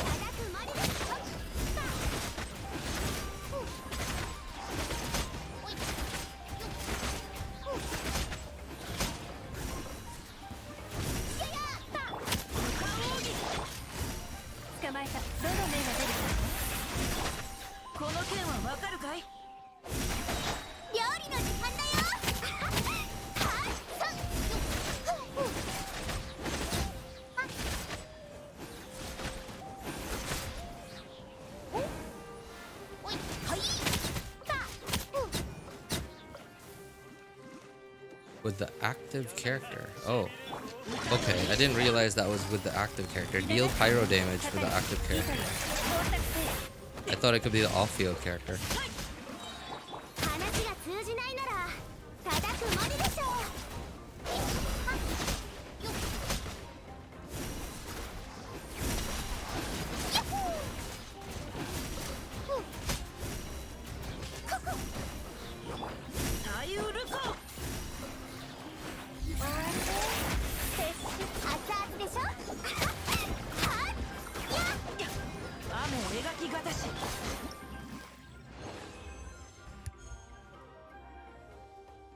Some of those islands are starting to sink. The shape of the place I was born in looks like a gun now from the place. Now that the place I moved looks like a It's an interesting way to look at the map. The place you live in. Yeah, that's an interesting way to look at the place you live in, man.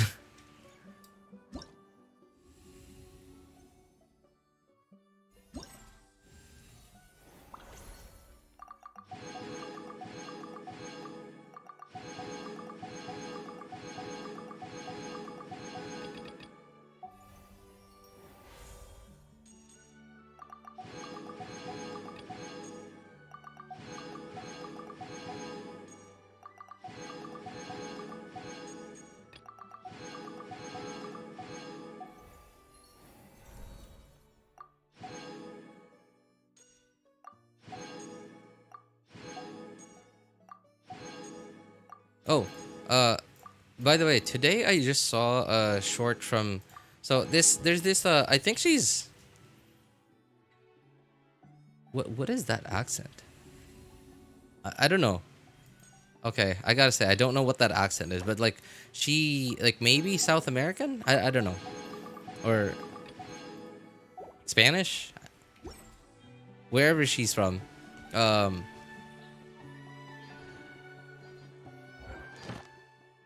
she's a shorts mainly creator. I'm not subscribed to her, but like her thing has been popping up on my feed quite a lot lately, and I recently saw her short talking about would it be like should you take a break from Genshin, and it was mostly about whether you got more primo gems from playing for 14 days straight or from not playing for 14 days. Because, so why 14 days? So 14 days because there's this thing called Stellar Reunion where if you don't log into Genshin for 14 days or 2 weeks straight, then the next time you log in, you start something called Stellar Reunion. And Stellar Reunion is sort of like Genshin's way to like welcome back its like returning player or whatever. They give you a bunch of rewards, a lot of rewards, and I don't know how accurate her math was on it, but she eventually totaled it to 14 days of gameplay, including events and stuff, would be somewhere around 4K primos, whereas 14 days from not playing and just relying on the Stellar Reunion, but also it includes stuff that you'd still be able to do. You'd still be able to do even after not logging in for 2 weeks, right? Like for example, Imaginarium Theater, right? Like that, you're not gonna miss that, right? As long as you do it at the right time, you're not gonna miss it, right? You could still do Imaginarium Theater or Spiral Abyss as long as you don't log in for 14 days at the right time. And she eventually totaled it to playing and logging in actively, totaled to like 4K and 4K primos, and not logging in and just relying on Stellar Reunion would total to like somewhere around 4,800 primos. Now, again, I think that's not like a definite like math to it, right? But I think that is really reliant on when you do it, and it's heavily reliant on what events are going on and which events you decide to miss. Because I think there might be a way to do it without missing any events at all if you time it right. And if you do manage to time it right, that you don't miss any events, then I think it might be more primo gems to just go with Stellar Reunion. And I think and if there isn't a way to make it so that you don't miss any primo gems, I think the difference might be like somewhere around a couple hundred primos. Of course your time of course your time as well, and the big downside to it is resin. So if you're a newer account, if your account is like a younger account and you're still at the point where you're still farming artifacts and like talent materials and boss materials and everything for your characters, and I don't think it's worth it. I think you're missing out on a lot. because that's a lot of resin for like 2 weeks. この童貞 But if you're like an in-game player, right? Like you already have like enough characters that you can put together like 5 or 6 or like however many teams you want. Like you basically don't have any more problems with any combat content in the game anymore. And like building characters for you is sort of just you wanting to make them as strong as you can make them. But they're already like plenty strong. I think at that point, I think it might be worth it. Especially if you, especially like if IRL, you are at the point where you're just tired of like logging in every day. And granted, it doesn't take that much time every day as long as there aren't any big exploration and world quests, etc. to do. It's basically like 5-10 minutes each account. But some people might not have the luxury of that anymore.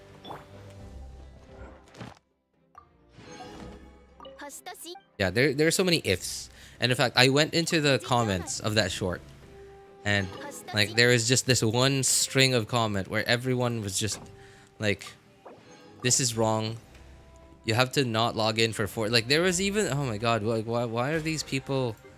I was just so... I was reading through the comments and it was tiring. Like people even what's the word I'm looking for, debating over what the right information was. Like some people were claiming that to proc Stellar Reunion you had to not log in for 45 days and not 14 days. And from what I remember, I'm pretty sure about this, but like Stellar Reunion procs in 14 days. I'm pretty sure about that. But the 45 days thing was, I think you couldn't proc Stellar Reunion. If you just did Stellar Reunion now, you cannot have it again until 45 days have passed. And that's what I remember. I'm not completely sure about that, but I'm pretty sure about it.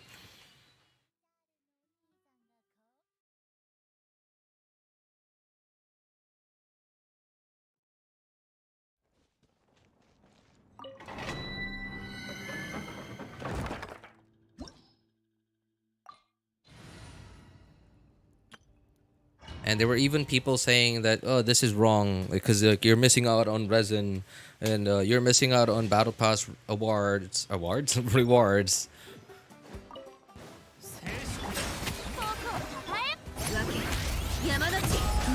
And like in the short, she never mentioned battle pass. She never mentioned resin. Like it was just her comparing how many primos you get from playing actively for 14 days versus just waiting for Stellar Reunion to happen. Man, God, I hate dealing with this.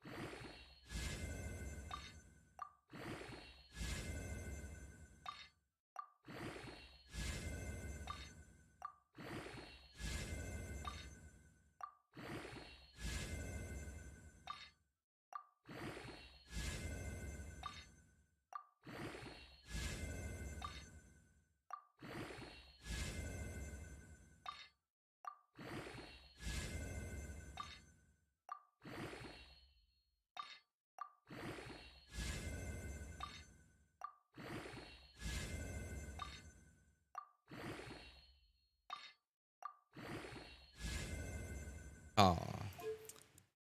Man. Okay, whatever. It's something. It's something.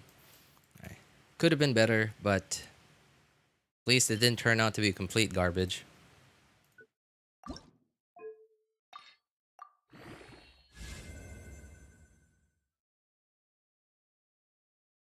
Surely I won't be saving EM pieces for Nat Lancet.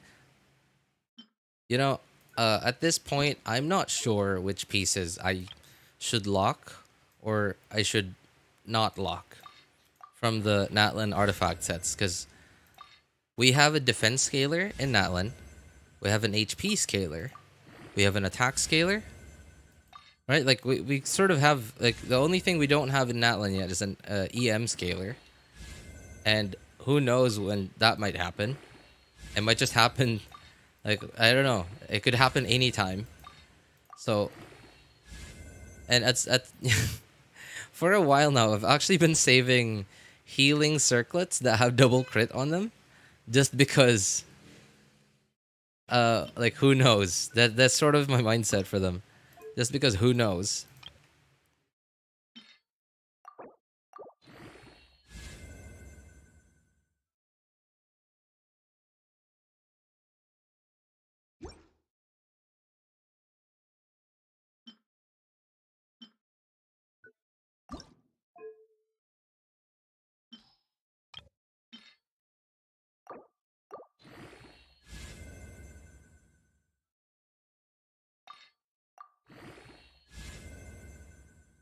Brilliant.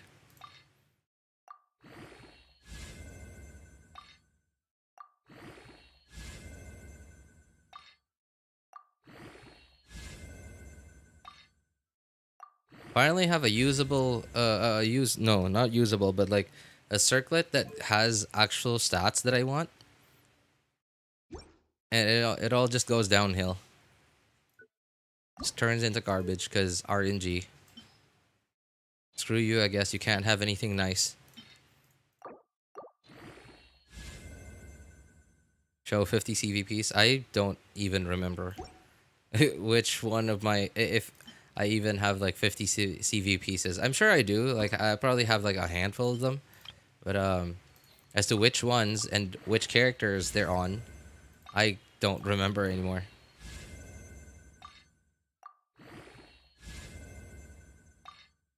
Yeah, brilliant. Starts with 4 pieces. So it starts with 4 substats. And with double crit. But somehow just don't...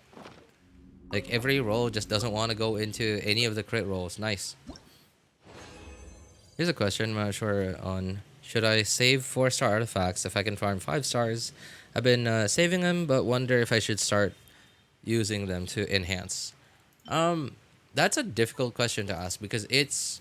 Like, you have to feel it out for yourself. Like, do you have usable artifact sets on all the characters that you need to have usable artifact sets on yet?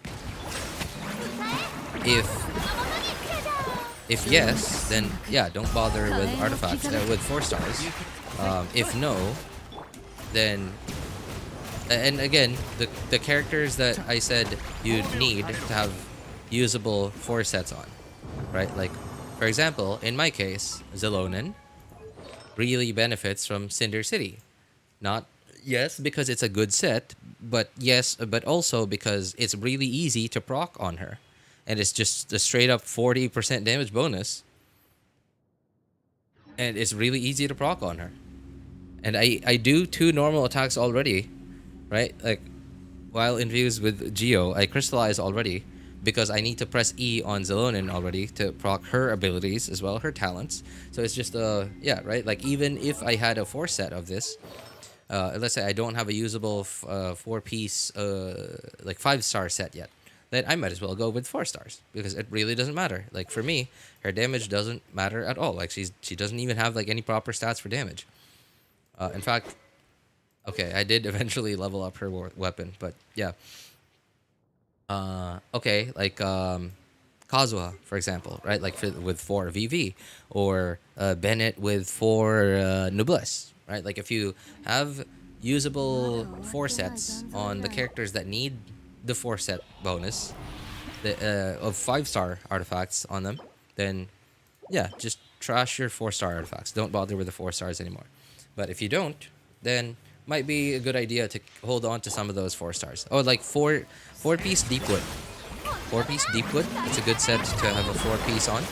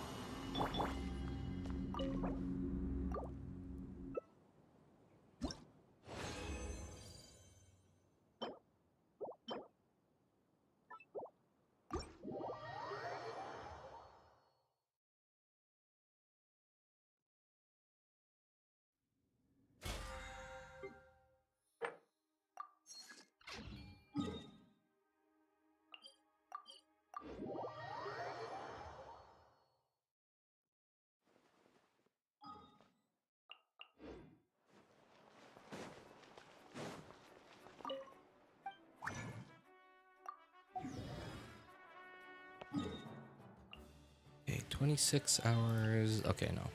Alright. No need to condense resin anymore later.